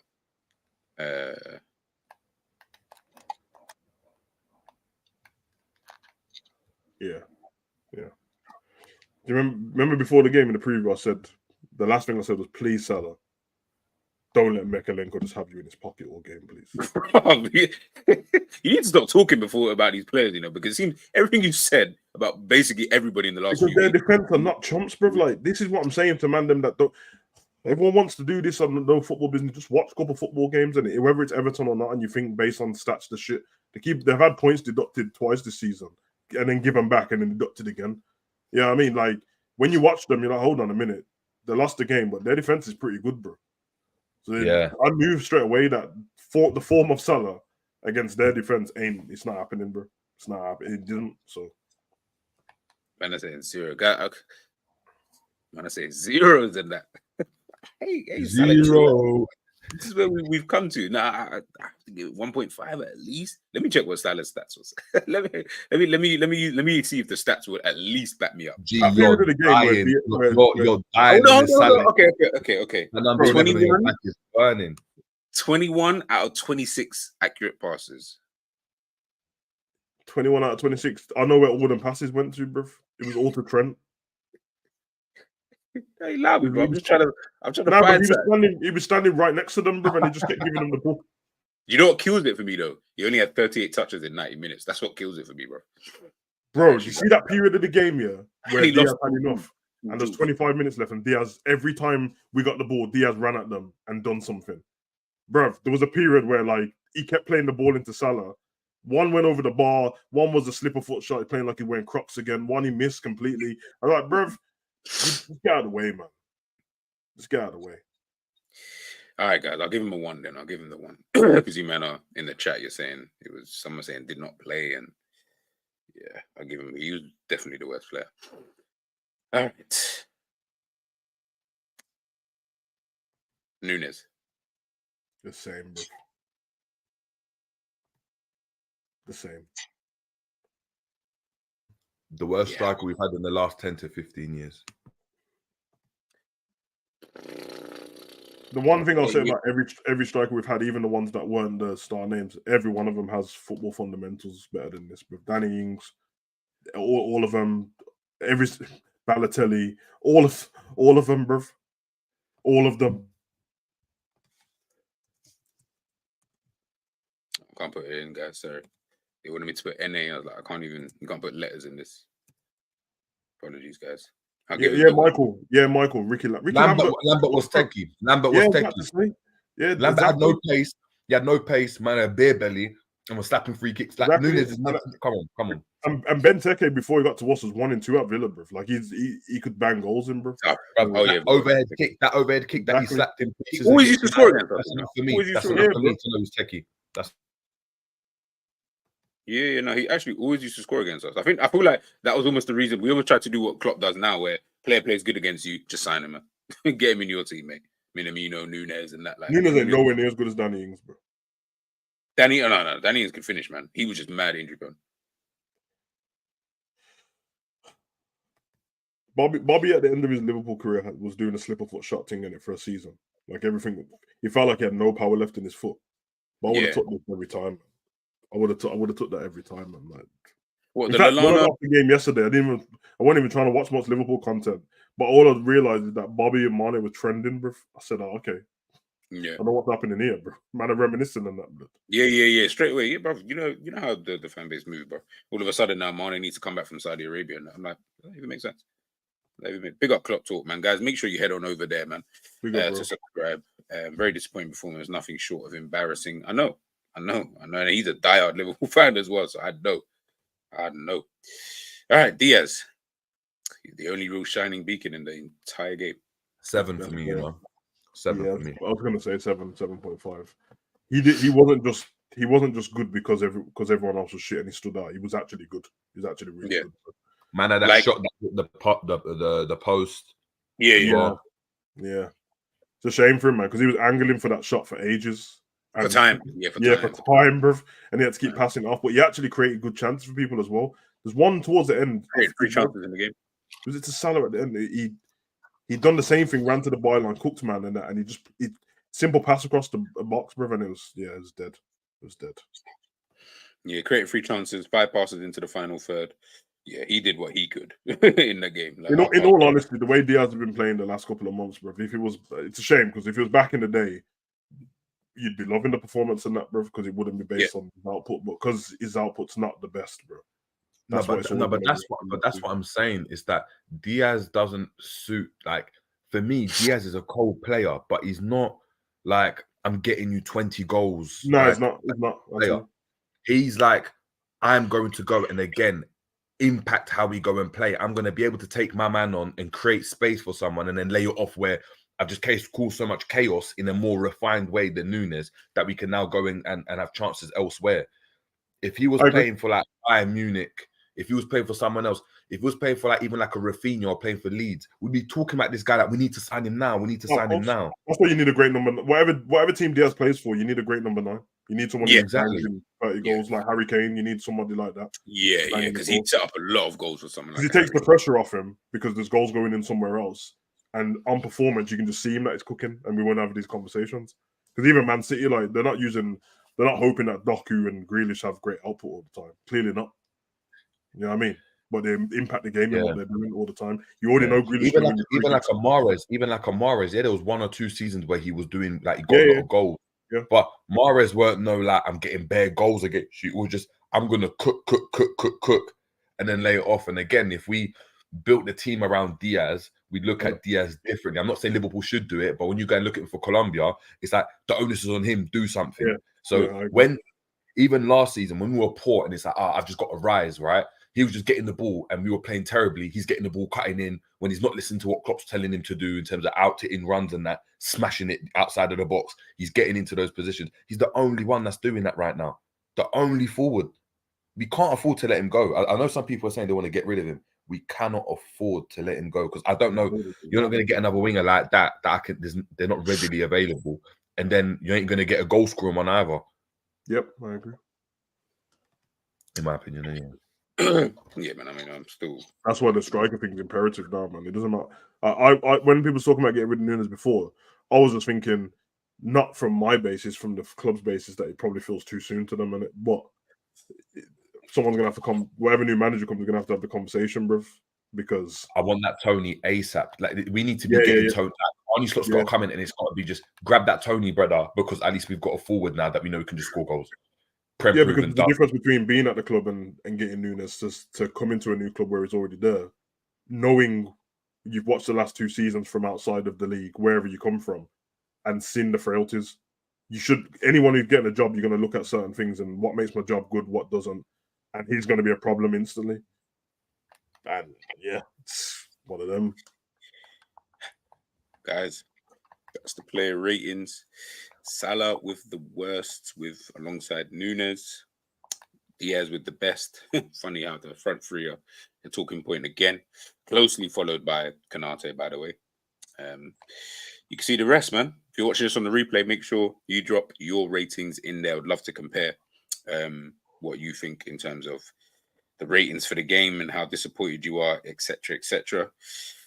We'll go for the final thoughts and then I'll run through a couple of the questions and things that people have posted. So if you've got any questions or anything like that, I've starred as many as the chat's been booming today, and big up and love to everybody who's been involved in the chat today. I've tried to start as many as I possibly can that I've seen. So if you have got any questions, drop them in the chat and then we'll go through it. All right, guys, final thoughts. In fact, I'll show you this right now, actually. That way you can make your assessments here. All right.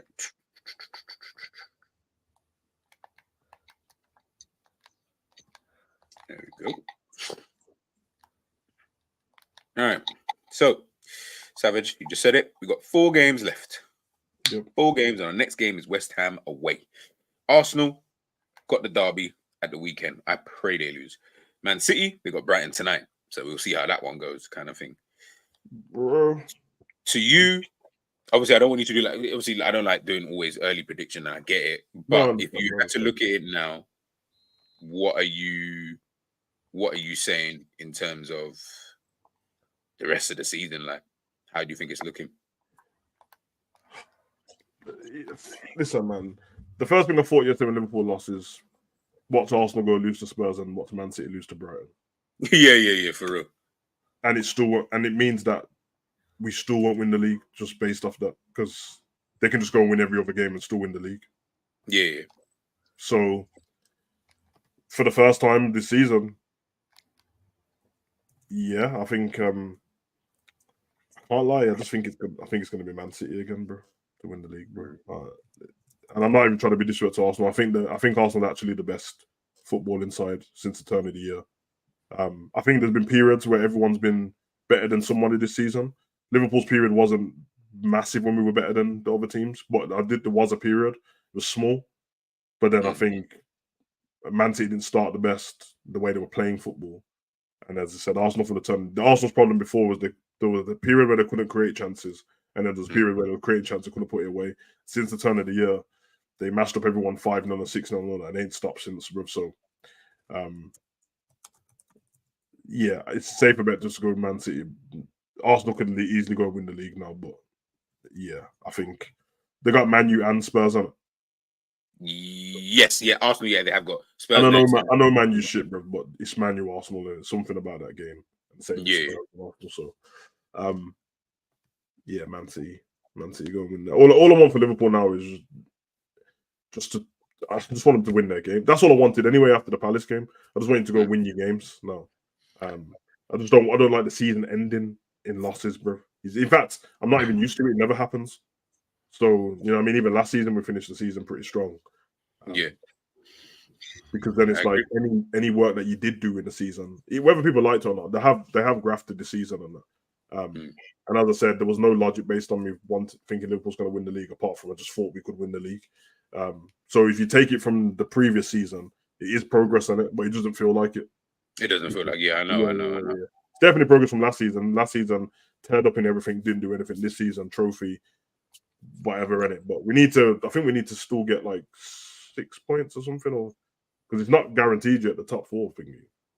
So I'll be real. If that was to go pear shaped, I can't even lie. It's not many games. I think Villa can only get 12 points on it from this point on. Well, they can only get 12 points. So they can get 78.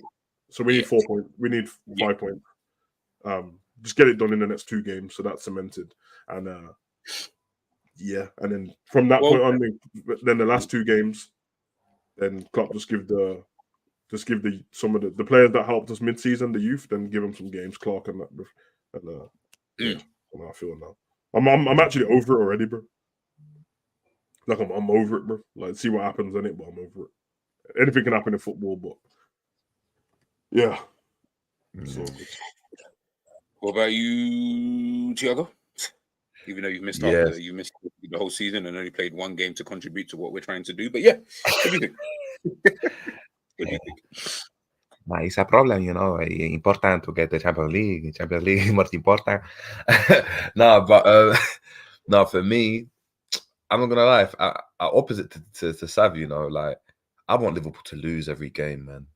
And the reason why I want that to happen, is because I think it will be a reality check for a lot of fans for when the next manager comes in. We've got a basis that we know this team's got some pieces, but there still needs to be improvement. We know how Liverpool fans are. And it's not like, and I'm not even trying to be like, I want us not to get top 4. That would obviously be a travesty. But I want us to lose or not perform well, so that when the next manager comes in, there's this, this team weren't as good. We lost this amount of games, and now we can work with something without the added pressure of, do you know what I mean? We win the last 5 games of the bounce, and people are a week into the season, we're in the title season and we've lost 2 games in pre-season and we're drawing against Chelsea. We should be smacking them. Like, what's going on? Do you know what I mean? Like, I don't want to. I understand the method to the madness. They won't understand hearing this, but I understand. I know what you mean as well. I don't want the losses just because I don't want to deal with it in my own house and smash up shit. But I know what you mean. It makes sense. No. And then me, if I'm being honest, I'm checked out, man. Like, as in, I don't even feel anything anymore. This is this is the equivalent of me watching the Lakers, brother, and just saying, yeah, it'll be good if they lose and we can get this manager in. Like, I don't care. But for me, yeah, it's just one of those situations where I just think, look, if I'm being honest, I just want the season to end now. I just want Arnie Slot in now. And I'm just really excited to just go and see what happens in terms of, like, for me, this period, I know people are quite looking at it like doom and gloom. I'm excited in it, regardless of who it is of coming in. I'm excited. I want to see their ideas. I want to see how they, the imprint they put on the club. Like when Brendan Rodgers came in, if we remember, he went and got the old school Liverpool, the Liverbird logo on the kits because he wanted to kind of go back to the old times and that type of thing. I want to see what the next manager has in store for Liverpool going forwards. And I'm just excited for that. Right now, I'm done with this German manager. I'm done with Nunez and that. I'm done with Salah. And for me, it's just... And actually, I'm not even done with Salah. Thank you, Salah. But I'm done with Nunez. I'm done with the German manager. And it's just, I'm just excited to see what comes next. So, it is what it is. Yeah, it's going to be interesting to see what everyone's expectations is for the new manager. It's going to be very interesting. Yeah, mine, I'm not going to lie. Even if we finish, it's mad. Like 5th, I'm comfy. Like, as in, I'm cool with that. Because for me, I just want to, again, style of play. I want to start to enjoy how Liverpool play football. I want us to really, really just rebuild properly. I don't want us to have a Ten Hag situation where we come in, sign some players, we do well one season. The season after, we fall off, though, because it was just new manager bounce situation, innit? I'd rather this sustained kind of what Ange's doing, innit? Where everyone looks at it and unanimously, the football they play is good, and they went and had Harry Kane leave, and they're able to go and you can see structurally Tottenham know what they're doing. They're going for certain players. They're competing against the big teams, but they're still a bit inconsistent. But you can see that there's a platform, for them to go and build on for the next season. That's my expectations now with Liverpool. We're going back to where it was, 7G, man. We're a media club. It is. Yeah, mine's just FSG expectations, man. Top 4, bro. This is the top 4. Can you do well in one of the trophies, please? Can you do well? Can you just please, just for me? Yeah, because you know what it is, bro. I can't have just for my own sanity. You see seasons where I can't enjoy Champions League football with Liverpool in it. Winds me up, bro.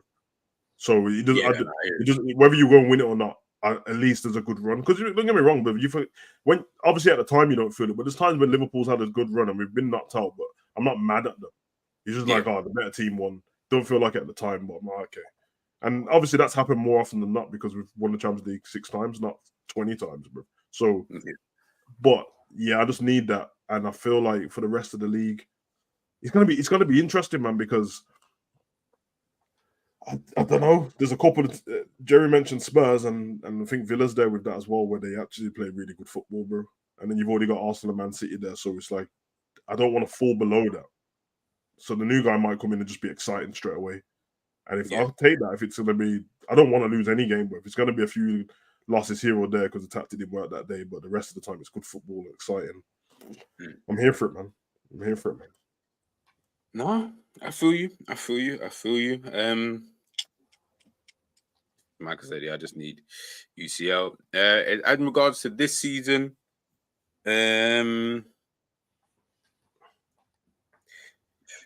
like I said, I said it already. Manchester City, and I'll remain that way. I think they'll beat Brighton tonight. I don't think they'll even be that troubled as people think. Listen, I would love to be wrong. I would love, Brighton to do a job, De Zerbi, put himself a bit more in the frame for the Liverpool job and that. People see that they might, be swayed. I'd love that, bro. I'd love that. Just because we know his style of play like the back of my hand. I see it every week, bro. I'd love it, bro. Then I can get excited for what's coming next because I actually watch him. Yeah, the football. Whereas the other guy, I'm not dissing him at all. I think everyone who's dissing him is whatever. No, it's going a bit too far. It's going a bit too far. Yeah, I literally don't know about him, and but Zerbi I know about. No, you guys already know. I think us three here unanimously would probably say, if the Derby came, we'd be all right. We'd be like, all right, cool. We like the football with better players. I genuinely believe that this type of football that you play, it would be amazing at Liverpool. You've done it. The Derby came in and brought a new striker and another winger, bro. Depending on how the other teams play, you might be straight back in there, bro. And Yeah. and a centre, and I think a centre back as well, and a centre back And a because you centre-back, need yeah, both of them need to be That's three comfy. positions. Both of them need to be Comfy. comfy. Yeah. Yeah, I agree. Because if the other teams played how they played this season, yeah, I think there's a chance, man. Deserve is cold, bro. Yeah, and I think a Colwill, I think in that, because I read somewhere that Liverpool are, like, I think, was it not Fabrizio? Was it Ornstein? Ornstein said that Liverpool will be interested in Colwill if he becomes available. If Chelsea are looking to sell, depending on what situation they're in. If the Zerbi goes there, you can see a Colwill coming straight in. You know, straight in, and then Tony as well, like that Welbeck player. Tony has to be looked at. Who's actually kind of good, like not even just like Welbeck quality, like he's actually good kind of thing. But yeah, in terms of the season, yeah, I think Liverpool will finish. I will know more by the time Arsenal's game with Tottenham finishes. But if that game goes the way I believe it will go, then Liverpool will finish third this season, which is still above the expectations I had at the beginning. So I was about to say I wouldn't even be surprised if Liverpool finished second, but with no chance of winning the title. Seriously, bro. Or something like that, where the points are too far anyway. We're not going to win the league, but we finish second again.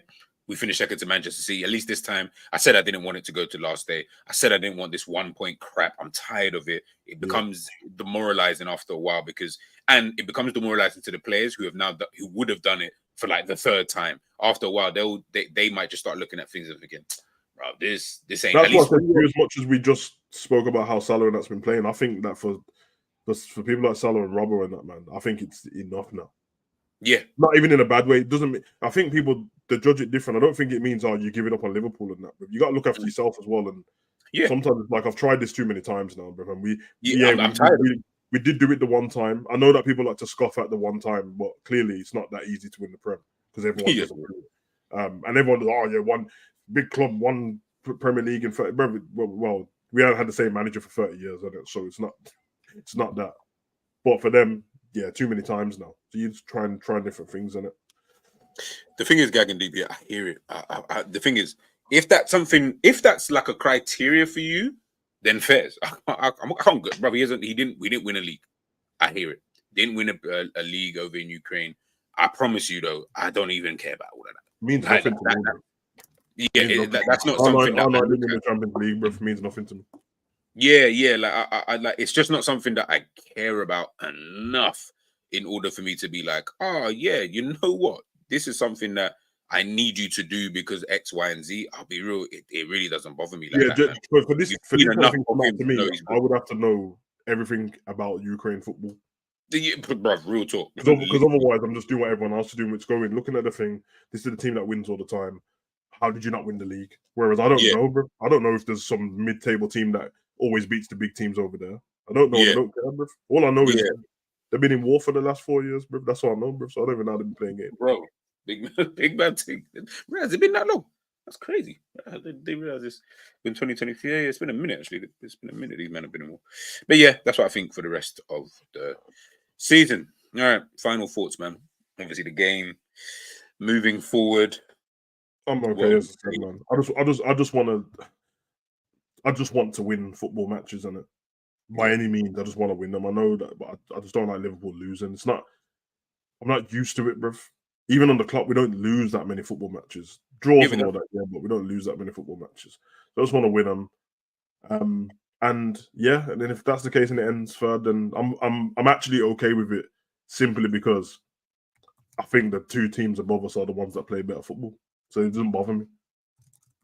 Like, I can't even deny it. You try and watch the game and that, bruv. I'm watching Arsenal bop the ball around the pitch, bruv. And everyone is clued up to what's going on. Every single one of them. So, yeah, I'm good with it, man. It's all good. Jerry, final thoughts before I get into all the questions and stuff like that. If he's there, is he there? Is he there? Is he there? No, we'll come back to Jerry. As realism, Jared said, guys, like, I mean, help a brother out to 5K, man. You know what I mean? Like, if you could do that, that'll be really amazing. But we'll go through a few of the questions that I saw posted. Yes, I'll just answer that straight away. Yeah. I think he is. But we'll have a conversation about him and his legacy come the end of the season. But right now, it's not really the time. Why the man even questioning me my Liverpool fandom, bro? What is it? I don't think Savage is a Liverpool fan. Yeah, sometimes I wonder too. You lot must be crazy thinking I'm not a Liverpool fan, bro. I got a Liverpool tattoo and everything, bro, from out here, man. Have you? Oh shit! You know what's mad? Yeah. I was actually thinking of getting one time ago. I remember that. But yeah, I didn't in the end. Big up to you and Jerry. Anyway, you've been questioning Klopp for like over 2 seasons now. You were right. I don't think it's a right or wrong type of situation. I just think that it's just a situation of like not. I feel anyway, in my own opinion. I ain't gonna speak for Jerry because you guys are man. But I just always felt at times football is the way it is. Like we'll be blind to certain things because of our love of our football teams and stuff like that. And that's calm. I had to learn to even just understand it from that point of view of like people are gonna have that kind of emotional connection, which I used to have as a kid. Like I used to like, bro, listen, some of the crap that we've seen over the years, it took a lot to still walk into school and have my head held high. And I just had to make sure I was really good at football. You know the ones there. Let me make sure I'm good. That way, I mean, man can't banter me about my team and how dead I am at football. But yeah, I just think that at times, sometimes, as they say, love is blind. Sometimes you don't always see where you're going. So when you're trying to make certain arguments and have certain kind of conversations in regards to whatever to do about your club, sometimes, like all fan bases, by the way, literally every single fan base does this. We go too far, bro. And now the conversation isn't even about anything that's genuinely factual that can't be argued in that kind of way. Now it's just about your feelings. Now it's just about, well, yeah, what I feel. And I'm like, bro, I can't argue with your feelings. You know, like that's not. I can't argue with you about how you feel. It's back to the extremists. It's back to the extremists now because the extremists will go Klopp's a fraud, and then the other ones will be like Klopp's one of the best ever to do it. And it's just like, bro, either way, man. Like we're talking the Prem is not overrated. We're talking about all the managers that there's ever been.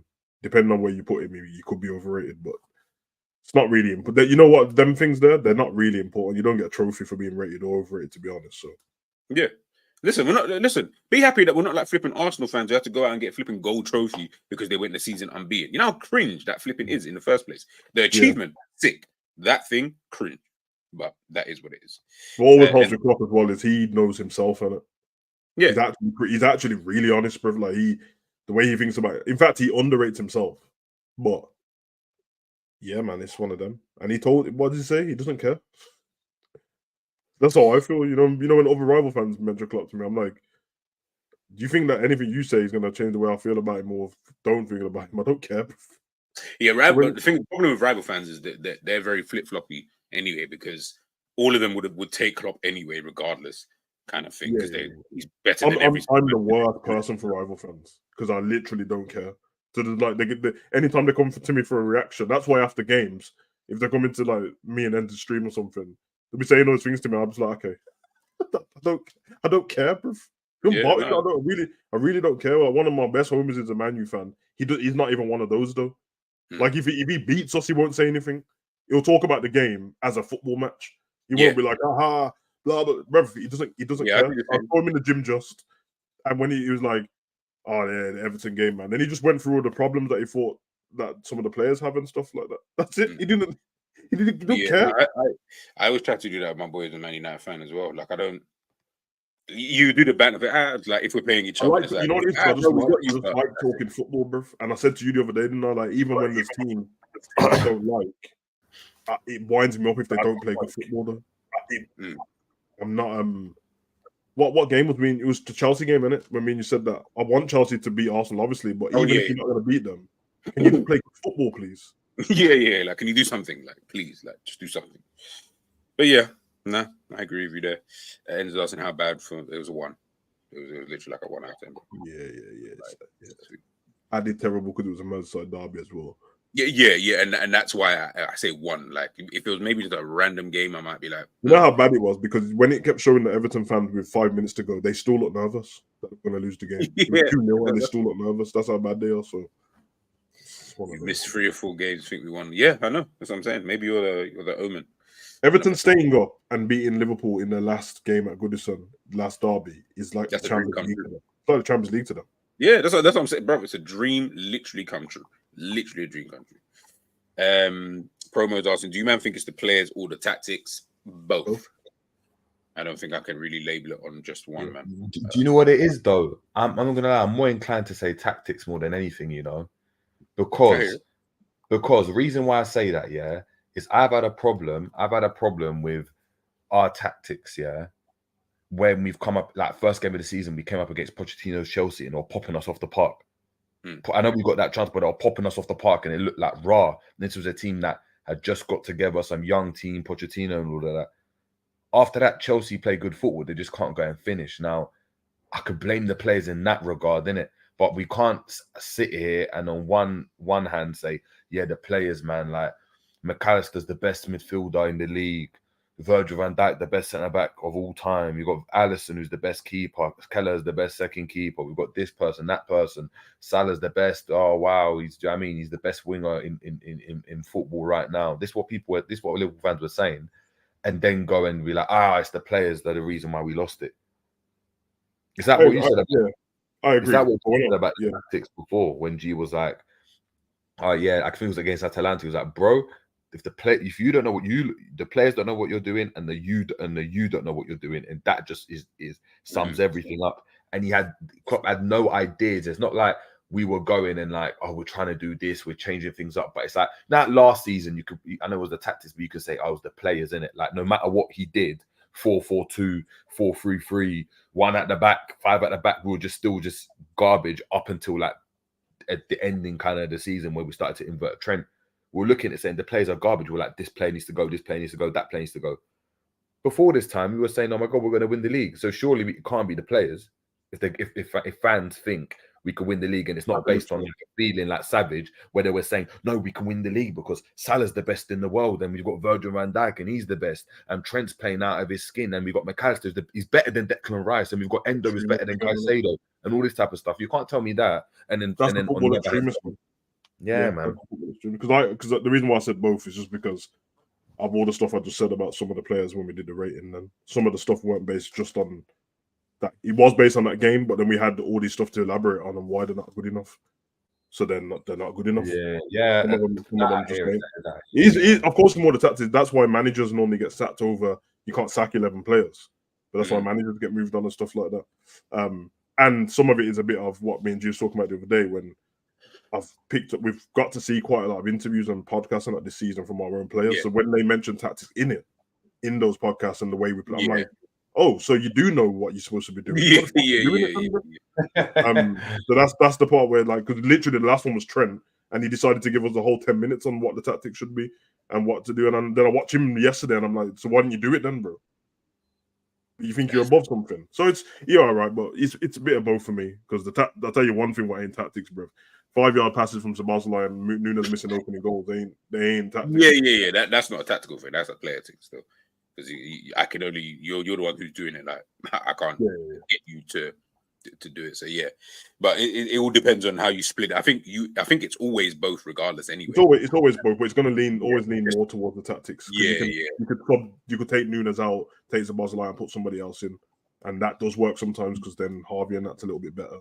Someone else is a little bit better, but yeah, I think if the question's quite open ended on it because it's not like do you man think it's the players or tactics? It's why we didn't win the league. It's just do you think if it's why we didn't win the league? Then yeah, it's tactics because there's 38 games. There's 38 games. Yeah, I mean that's what I was looking at it. Like, yeah. If it's like cup games and I'm watching we bought Man U around and then still lost the game. That's the players for me because I'm like, bro, we're in the ascendancy, bro. Like the game's done, just keep the ball and win the game, innit? But fuck, it don't matter anyway. Whatever, man. No. Going for another one. We are never prepared for the derbies. Why is that? Do you mean just this season, or do you think? I don't think it's true. I don't think it's true. It does. We are a bit emotional with it, but I don't think it's true. Everton's record against even the best. But I do think though, this is more overall though. Yeah. In big games, whether that be a derby, whether that be a Champions League final, whatever, the one thing I will say is I don't like Klopp's football. Yeah, cool, but I respect it highly for what it's done and what I've seen with these players. Right, and I think I've got something here as well. I think it's this one. Let me take that comment off. Yeah, mentally and physically fatigue is the one, bro. Yeah, system that seeks. And by the way, this is a Twitter, one of these Twitter tactical guys. So they trying to use big words when he could have just dumbed this down. A system that seeks solely to maximize individual efficiency falls off a cliff when individual gets mentally and physically fatigued for having to always be the solution, versus systems that seeks collective utility maximization, being more stable as it's prone to less player-related shocks. Effectively, like I've been saying for a little while, the thing I don't like about this system is that it's too solely based on individuals being at their optimum level. Now, In particular, Salah and Trent. yes. So if Trent isn't at his passing best, then do. And by the way, before someone tries to mention Man City, Real Madrid, or whatever, with those teams, they have a collective style of play, collective tactics that, not to say you're not going to notice a difference if Bellingham does not play and you threw in, obviously they got other play, but let's say you just threw in someone else like who's like an 18-year-old who's just not as good or whatever. You're obviously going to notice a difference in terms of the ability of the individual in said position. But what you're not going to notice is that they're going to still play the same way.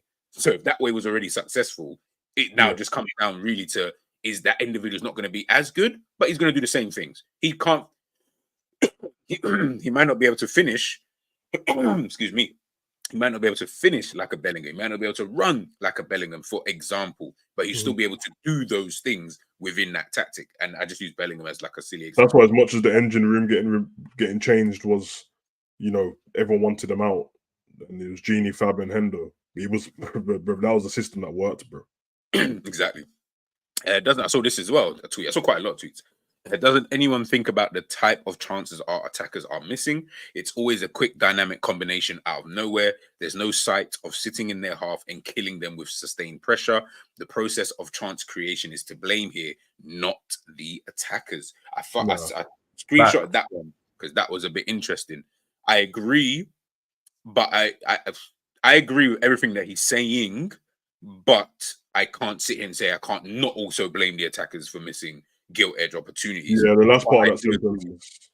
Yeah, but I do agree with the fact that when you actually look at the chances that we are actually getting, so the Nunez's and sorry, I'll leave that for these lot to read, and for like the Nunez's and things like that, of course, bro, 100%. Like, bro, I'm gonna get onto you. I can't not blame you because you should actually be scoring. But if you look at somebody, Diaz's chance, the Nunez when he headed it into his pop, like it's those type of chances that man is kind of getting, you know. But yeah, like I said, I just found those kind of things interesting, and that's what really bugs me about the style of play, is that I just don't think it's one of those styles of play. Hence why it's only ever been this season since Klopp's been here where we actually said, oh, we can rotate, because he just said, I need to rotate because obviously because of injuries, even though we're still getting them. But why did you think Minamino, Shaqiri, Origi, all of these other players, why did you notice such a massive drop-off? Because, bro, like, you're playing in such a way that someone like Minamino can't really do that same job in this style of tactic. But what Minamino was good at when he was at Salzburg, if you played a similar style, I guarantee Minamino cooks. I guarantee. That's why he's good now. Exactly. And that's why in the cup games it was different for him. but I agree with most of that. But you know what I'm like, bro? I can't. When these are grown men, professional footballers, I put the ball in the back of the fucking net, bro. I don't care if man blast that in your face, bro. Put it in the back of the net. No, I agree. All right, guys, I've got a few more questions and then we'll dip out. Panel, big up RJ. Does the panel think any player will choose LFC over Real Madrid? Depending on your answer, I will ascertain your delusional level regarding LFC status as a world footballing powerhouse. I mean, anyone would choose Real Madrid over anyone, to be honest. Do you think any player will choose Liverpool? Yeah, there'll be outliers. And I'm not delusional. I'm a Real Madrid fan, and don't bother me. But there will be some. It depends on how ambitious you are, and you can be good, but it depends on how much self-confidence you've got, because you're going to look at that team and go, I get to play with a great team, but also I might end up being on the bench for this team. And I don't, and you know what I mean? And you don't want it. And you've seen people before who hasn't worked out, like Odegaard, and who's actually is a baller, bro. Yeah. It hasn't worked out. So then it's like, that's the truth. But if you're just talking in general, you get the choice between Real Madrid and Liverpool. If you're not, yeah, maybe if you're English and you like living in England, but apart from that, it's the biggest club ever, isn't it? Yeah. So, one of them. But there is a certain pressure there, bro. It ain't all sunshine and rainbows, bro. Have 5 bad games at Real Madrid and the white flags come out. It's a long day, bro. Bro, man, see them white flags, you know, they man are the kind of You know how heartless. deep that is, bro. That the handkerchiefs come out, bro, and it's like it's over for you, bro. Right. Remember when Modric signed for thing? He was the worst signing that they had. Like, I remember that. I fully remember when he first signed with them. They said, and I remember watching Modric and thinking, "Yeesh, I'm kind of drowning." I think we lost the game. I don't know who we got knocked out against. A man were kicking up Bale's car and that, like driving out. All the players, everyone who drove out was getting their car kicked up and that, bro. That's mad. So that's mad. Big up Adrian. How can we just add Tony if Mo is done? We are 1 short up front already. We need 6. This is the problem. No. Add Tony for Nunez and then get another winger. That's what... Yeah, and the problem that you've got with our type of front line is they're so inconsistent. None of them are really are consistent at what they do. That's why you need 5 forwards. Like you can't have just 3, 4, whatever, and just be like, oh, okay, yeah, that's kind of calm, kind of thing. You have to have a 5, type of thing. So, yeah. Wait for you know what is G as well? Yeah, is we're in a situation where when your touch just isn't consistent. I pass you the ball, and it's that when the fundamentals aren't consistent, you can't do anything else. And with a Tony, when you had a Mane up front, when you had a flipping, you knew I play the ball into you, you're gonna set it back calm. It's not that Trent played a lovely pass, in the first half, I think it was, where he was straight down the middle. Like he played a pass straight into Nunez's path when he set it, when Mo had that dodgy chance. Nunez controlled that. That was lucky. It came off his backside, hit his heel. He had to spin around, take another touch, and then set it to Salah, which the set was decent. The basics have to be consistent. Like I know not every player is going to be getting and scoring 20, 30 goals a season or every chance to start in. But there needs to be some sort of confidence, even if I'm playing, right? That I've got the ball, I look up, I zip to my and hold on to it. The basics, even like a Glenn Murray at Brighton, they know I'm going to play it into Glenn Murray, and 9 times out of 10 he's controlling that ball and he's going to help us get up the pitch. Yeah. Nunez don't offer you anything. You play it in behind, 9 times out of 10 he's offside, so you can't trust he's going to stay onside. You play it into his feet, 9 times out of 10 the touch is poor. You want him to beat his man, he don't beat his man. Like, what can you trust him with? You trust him to work hard, and that's it. Yeah. Madness. I cannot believe Liverpool are in this situation. How on earth did we allow a man like that to don the number 9 shirt at Liverpool? Horrendous decision. I know. Listen, I don't care about numbers, and I've never been someone fussed with that. But when I saw him, man, I was like, brother, can't you just stay at 27? Like, you're not the guy I need on number 9s. Like, because now I'm gonna start looking at my number 9s. Like, now I have to reminisce because I'm like, now I have to go back in time. In history, I know, because you can't speak proper English. They can't sit him down for a podcast and ask him proper questions. I really want to hear what he wants. I would love to hear what he's got to say about how he plays and stuff like that. Oh, I think it's weird that we're never gonna hear from Nunez ever. But he must have done one in like a Spanish. I'm gonna have a look for that. Like a Spanish podcast. You might be right, but you know why? Because usually when a Liverpool player does that, it pops up and there's always a quote from like, "Oh, we sat down with the Uruguayan journalist." I've not heard anything. No, it's true. It's kind of strange, bro. You know what I mean? I don't know. Maybe you don't have to talk, but I don't know. Maybe just one of the I remember Paul Scholes. He barely. It's only now you see him on TV. He rarely ever did interviews. To be fair, so I think a couple of people just don't really like talking.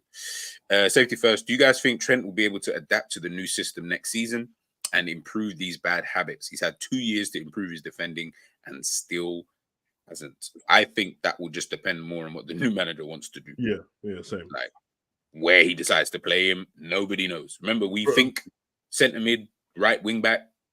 Up front, I have no idea, bro. Like, I actually don't know.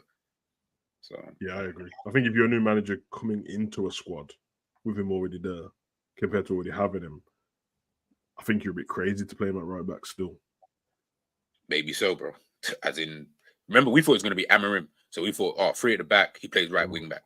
Now we then hear, like, if it's slot, he plays 4-2-3-1. So now you're sitting there thinking, if he's going to go in there, McAllister goes in there potentially. You've not really got any defensive-minded midfielders really in there.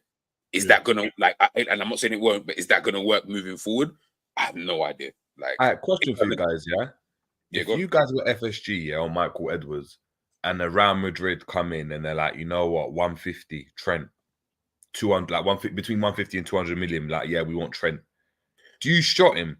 Do you think there's a scenario where they look at him and be like, you know what, we sell him, we haven't got this problem child where he's Liverpool's, he is Mr. Liverpool. I mean, the modern day Mr. Liverpool. So he has to play, but he's this problem as in like he's a right back. He considers himself a right back, but doesn't want to play right back. Doesn't really play like a right back. But then is he a midfielder? Yeah. That like what happens? Do you think they shot him, or you'd be dumb not to, bro? Yeah, I feel like for that type of money, yeah. Because the reality is, I know people can say, "Oh, but that type of time." I'm like, unfortunately, with someone like him, I don't feel like every team would need that. Like, so I'm looking at it thinking, I don't need what he brings me to the team. It's not like he's like a Haaland where I'm like, nah, I need a goal scorer. Like you ain't shotting the goal scorer in the team. Like, I need someone who consistently puts the ball in the back of the net. I'm shotting a brother who's the best passer of the ball in the world. So I'm like, I mean, if my team doesn't really require what you bring to the table, am I going to be that vexed if you left and I just got in a different right back, like a Frimpong as an example? I'd be happy with that trade-off and that money as well. I'll be like, yeah, that's calm. I'll just do it. That's not to disrespect what he does, by the way. It's just more, I'll just sell him. Like, it's not that deep. Don't need him at Madrid, by the way. But... yeah, Carvajal looks like his time is up. Yeah, I'd rather get a different right back. But the one thing at Madrid though is you might end up in midfield, so that might help him still. It might. I'm saying, bro, Camavinga left back, yeah, exactly. So Madrid might just be the person. By the way, people, I'm not saying we should shot him. I'm not saying that. I'm just saying, I just think what he does is sometimes a tad bit overrated, and I feel like if you removed it, forget Bradley. I'm not saying Bradley quality. If you removed it for just a calm right back, like a good right back, like a Frimpong, I promise you are not going to be stressing the way you think. Like I said, man, I'll be highly shocked if he stays as a defender going forward. No, and Bale was at left back in that, bro. But it was different with Bale because he wasn't different. He wasn't failing at what he was doing. Just that he was so good going forward. Yeah, play for a lesser team, but wouldn't be surprised if he ends up there still. And you saw how Bale's career ended up with great, bro. So yeah, big up Black Nuke. It wouldn't go down. Yeah, I know the fan base. Bro, what you think them Scousers are going to be flipping happy? No way. Is the Bozolai debut the worst debut season you've seen under Klopp? Nah, because Nunez's last season was still worse than this. Like, you had Nunez, you had Naby Keita. Yeah, nah, I've seen worse than this, bro. Trust. Like Nunez never even had like a period that Bozolai even had where you're like, bro, this brother. Man are calling him Gerrard. Yeah, do you know what I'm saying? Like Nunez never really had that in his time. He just had dotted around like little bits. So yeah, I'd say Nunez was probably worse. RJ saying will be like a Chelsea project, just potential players with no experience or buying ready-made players. Again, I have no. I'm due to do a video. I'm going to be busy later on today. I have to pick up Little Man, so I don't know if I'll do it today. But tomorrow, I think I've scheduled it for tomorrow about 3:00. I'll do a video talking about Edwards and Richard Hughes in terms of the role that they've got in terms of finding a new manager, what they are actually here to do, and if that's going to help us moving forward, kind of thing. Because we all say Edwards is the Messiah and all of that, but all I heard, or the way I'm looking at it is, if I just dumb it down, he left because of power. You've now given him the most power, and he's now back. And you're trying to take it to the point where you're saying, I just want to coach, and I'm going to tell this guy, okay, these are the players these are the pool of players that you can sign. Pick someone from that, and then we'll try and get the deal done. These times the manager might be like, nah, but I want, you know what I mean? I want player C. Okay. You're telling him now you can only go to the A and B column. So all you've done is remove the power that Klopp was ultimately getting, and you've given it all to one person. What if the new manager can't really? What if he wants a specific type? I feel like that's why they're picking these certain managers, or they keep being linked to them, because it's like the one two are more agreeable. Yeah, and don't come from having. But not only that, they would obviously come, and the manager would be like, "Look, these are the types of players I want," and they would have to kind of more or less align in it. Like, there's no point having a manager that comes in like, "Yeah, you know what? Yeah, I want Musiala. I want No, obviously. Kvaratskhelia from Napoli and Osimhen. They're my three major signings. They're looking at it like, brother, you're not getting this. Like, do you know what I mean? So their next manager might be like, oh, look. Or they might be like, oh, look, before Doku signed, they'll be like, yeah, look, Doku's one on the list to replace, Salah. And they'll be like, no, but there's Bakayoko also. And they'll be like, oh, okay, similar profile, either or, really. Like, they're both doing quite well. Do you know what I mean? So, although that list that's what we get on, gave, bro. Them 3 players, bro. You buy them and get rid of Trent and or Nunez and Salah, blood. I don't know, blood. It's not too mad. After now you're looking at the list thinking, I ain't mad at it. Like, yeah, bro. If anything, I'm actually quite happy with the replacement. But no, like I said, it's just to really take a look. So yeah, guys, 3:00 tomorrow. I've got the match preview for the West Ham game. I'm going to do it tomorrow morning because I'm not with this weekend. I don't think I'm going to be about because I'm going to be busy. So yeah, match preview morning. In the afternoon, we'll talk about Michael Edwards and etc. etc. So yeah, we'll have that conversation there. But yeah, that one's going to be very interesting. But sorry, RJ, will we be like a Chelsea project, just potential players with no experience, or buying ready-made players? Yeah, I guess we'll just have to wait and see what happens with that. How did this team lose to Palace and Everton? You saw it. We lost 2-0 and 1-0. Although Everton Palace have been winning ever since the Beatles, bro. So I don't know, bro. That's the first thing I saw. I was like, yo, like Eze and Mateta and that, they're doing all right. Like I told you about that Man City Palace game, bro. To put their chances away, they would have won that, bro. Yeah, for real.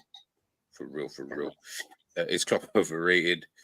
Hey man, you rate him however you rate him, bro. Like I said, I'll have that. We'll be having conversations come the end of the season. That's where we can all voice our opinions on what we think and what we don't think, where you rate him, how you rate him. Gagandeep saying, I'm willing to accept a couple of years not competing for the major honours, but I'm not waiting 4 to 5 years to compete again. This squad is not in the shit compared to what Klopp had when he took over. I hear it. I totally hear it. I totally hear it. Again, depends on what he decides to do come the end of the season. He might turn around and be like if Slot comes in as an example, why is my fire still up there? No. He might come in at the end of the season in the summer and be like, you know what? Let's get rid of this guy, that guy, this guy, that guy. Or he might say, let me keep all of these guys, flex with it for a season or up until January, and then I'll see what I really need moving forward. Yeah, I was about to say, you don't take a year to work out your pattern to play and stuff like that. Ange came in and worked out straight away, bro. So the way you compete though, and on handling stuff under certain pressure and the mentality and all that, I get that. But after a year, bro, I need to see something, bro. And at least try. Yeah, no, 100%. Black Nuke, that name. What old school Liverpool striker would you swap? All of them. Yeah, I don't even. Yeah. Apart from Voronin, same person, same player. Yeah, apart from Voronin and Ngog and. I'd rather have Ngog, man. Ngog's better than Nunez, bro. I'd rather have Ngog. Yeah, Ngog better than Nunez. You heard it here first. Ends, do you think behind closed door the players don't feel the Klopp tactics? Bro, in front of closed doors they don't feel it, bro. On the pitch, look at them. They showed you what they feel like, bro. Like you knew the answer before you even asked the question, bro. Like you're watching them anyway. They're all grown men and that, bro. If you can still play football though, can't you? You pussies, bro. Play the game properly, man. You don't need tactics to be ever. The fight would have got you over the line against. Put the ball in the back of the net, man. No, that's true. Stefano, do you think it gets worse next season? Won't know until the summer. Like I couldn't judge it anyway until the summer. Yeah, I'm the same. When I see what the new manager does, I'm not going to judge it now because I have no idea. For all I know, go on, G. No, I was literally just going to say, for all I know, bro, new manager comes in, we win the treble next season. Now, man, I'm going to start looking at club differently, and I trust. Yeah, that's the way. For me, it depends what you mean by worse. For me, I'm not going to lie. We could finish the same position, like I said, even 4th or 5th, right? Depending on the season. But if I see like the style of football that I want to go and see, and I'm seeing like some creativity, like not on the pitch, but not necessarily on the pitch, but with the management, like he's looking at it and be like, you know what, Diaz, you're going to play on the right for me, and Diaz starts playing well on the right, and Trent goes into midfield, and you're seeing the emergence of Bradley, and you're seeing, like just something that shows me that tactically we're evolving. If it's just the same shit, I don't give a toss, bruv. At this point, I don't give a toss. Like, did you guys feel excited by this title race? No, well, I didn't feel this title race was dead, bruv. This Liverpool quality title wise, race I just felt like it was just dead. Like watching it, I was like, bro, this is so boring. Because I didn't feel like any of the teams. I never. I'd probably say other than Arsenal, who I felt were just more complete than everyone else. Man City and Liverpool, I just looked at maybe because I'm so used to how good even took Arsenal a while as well, man. Yeah, bro. Remember they went for a period of time where when they lost to Fulham and West Ham, and they were talking about it was over. Then that was before Christmas. Yeah, and that's what I'm saying. So quality wise, this season, I've definitely not looked at the title race and thought, "Oh, this title race is solid." But the only I think thing people what just shocked me looked this season at is the only thing what shocked me this season is that the Champions League's been this exciting. Everything else has been the kind of media. But... Oh, but dude, Savage, like I said to you the other day, you wouldn't know that it's been exciting the way people talk. They're like, "This season's Champions League has been kind of dead." I'm like, "Have you watched the games? Like, the Liverpool bias, because Liverpool's not in it. The bias, so it's killing, man, bro. Yeah, bro. It's been, bro. Football terrorists, bro. Everything, you know what I mean? Everyone thinks to own football, bro, and it's their way and all this bit. Just shut up, man. Let me enjoy the football, bro. Same like being a Liverpool fan, you know, it's like every time we try and talk about a manager or something and that, they're like, well, the Scousers won't let you. The Scousers ain't the only Liverpool fans, you know that. And bro, also, there's more Liverpool fans. Bro, there's more Liverpool fans who ain't Scousers than Scousers. So every time, I don't know why the man are getting special treatment because you live in the city, bro, because you're geographical shit. I don't care about you, bro. I don't care, bro. Now I've had enough, bro. Everyone's always trying to make them out saying the more important. You just happen to be born there, bro. All right, relax, bro. You didn't move there to become a Liverpool fan. Now, a brother said that today on Twitter. You know, he was like, "Oh, see, he's like, it's days like today where you know that, you know, being a Liverpool fan means more if you're from the city. You don't have to deal with Everton fans and all of this." You think it's harder to deal with Everton fans than dealing with Arsenal and Man U fans? Bro, they don't know. You see when you don't know about. You're only dealing with Everton fans, and you've been better than Everton basically for the last like 40 years. Yeah, Everton's bragging rights literally only go with winning the game, and they never beat us, bro. Whereas Arsenal and Man U and all that. Bro, remember 1995? Do you see the thing? The thing always comes out every game. Any other team, you can lose to anybody in the league, and Arsenal fans try banter you, bro. Bro, Arsenal fans, growing up as a child and having Manchester United fans just literally they walk past me because they don't even respect why I'm even here. Exactly, bro. Because when Liverpool was shit before, Everton was shit anyway, bro. So you were both shit together in Liverpool. Whereas, if you're outside of Liverpool and Liverpool was shit, Man, you were good, and I had to bump into them fans all the time, bro, and the family members as well, bro. So this thing where they just keep acting like you're special, bro. Most of you don't even pay rent in Liverpool, bro. Your mom does. Shut up, bro. Pussies. Nah, man, are disgraced, bro. They're always trying to act more important than that, bro. If there's anything to do with the songs, Spirit of Shankly said, I don't care about the Spirit of Shankly, bro. I don't care, bro. Just because you got a season ticket because it was easier for you to get the season ticket. You got our postcode, bro. That's it. That's the only reason. I got the same money you've got, bro. Dickheads, bro. Always on that like bro, that goes for my cousins in Liverpool as well. Fuck you lot too, bro. Pussies, bro. You don't own Liverpool, bro. You know what I mean? You don't own Liverpool. Bro. I hate it, bro. It's so, bro, always the snobbiness and that. Well, I'm a Liverpool fan and I don't really like how that. Shut up, bro. Because if all of us go away, bro, if all of us Liverpool fans go away that ain't from Liverpool, watch how quick the club crumbles, bro. Where's the money coming from? It would crumble. Exactly, bro. Exactly. Because them 750,000 who came out for the parade and that weren't all Scousers, bro. I was in there. There weren't all Scousers, bro. All right, bro. Safe. That's all I have to say about that, bro. I get it, man. You man made Brookside and that relax on it. I said you man made Brookside, you know. The thing is, you can't even argue what's having to say, bro, because it's blatantly true. But listen, that's a different conversation, bro. That is a different conversation. RJ said we can see the first 20. Yeah, I thought it was it. It had gone up twice. 23 times out of 34 games. That's mad. That's mad. That's mad. That's too many. That's too many games. That's way too many games. Ends is saying here. Question: could you man live with another season of dark? No. Like there would have to be the maddest turnaround. Like in terms of he just goes through a summer where we don't even see training pictures of him. We don't see him doing anything during preseason. He turns up first game of the season and he just looks like he's just turned into R9. Like it would have to be something like that in order for me to even change my mind and opinion. and I don't even see that. So yeah, with him, see you later, my brother. See you later. Do you think the consistent rotation messed us up backline midfield forward? Nah, the fan base was sucking off that rotation form. Oh, To hold that, bro. Facts. People kept telling me, yeah, we got depth. People kept telling me, yeah, now like we can rotate this player. Yeah, we're in this competition so that these players are fit for this competition. You're here now. You're here now. You're literally here.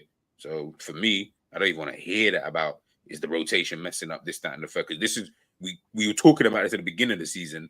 Then he's done it. Now people were saying it was great. Now it's not working. Nah, I'm not hearing it. I'm not. That can't be an excuse at all. Can't be an excuse. All right, we're done and dusted. Big up, I love Liverpool again for the super chat sent earlier on today. Much appreciated. These questions I've seen, I thought it off. No. I know you. You're a troll anyway. I know you. Guys, make sure you smash the like on the way out. If there is any big news and it's before 4 p.m., then I'll quickly go live. But otherwise, I will be engaged for the rest of the day. So I'll be back tomorrow, 10:30, for the West Ham preview. And then obviously, yeah, we'll go from there. Savage, what you got? Nah, but I'm going to watch the rest of this Taylor Swift tour, bro, on Disney Plus, and then I'm relaxing. Man said the Taylor Swift tour, you know. Hey, bro, that era tour is cold, bro. 3 hours of goldenness, bro. Big up Taylor still. Swifty stand up, you get me? So, I don't even listen to Taylor Swift at all. Couldn't tell you one truth.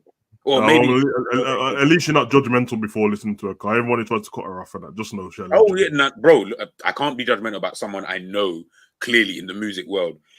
She's one of the greatest ones. Like I can't be that type of judgmental. But I just don't listen to her. I just don't listen. I said the witch. Jesus Christ. Lower, bro. No bro house around here, bro. Relax, man. And I sent you the thing in it, so yeah, I'll be in the back anyway. Yeah. What's the island saying ends? He'll let us know. Why stayed Epstein's Island and that blood? And what NZ Island? That's mad. People, please make sure you smash the like button. Please make sure you share and subscribe to the damn channel. Make sure you subscribe to everyone else who is in my featured channel list. We're there. Love for everybody joining me this morning and afternoon. Hope you have a blessed day. If I don't speak to you later on today, I will catch you guys tomorrow morning. Peace.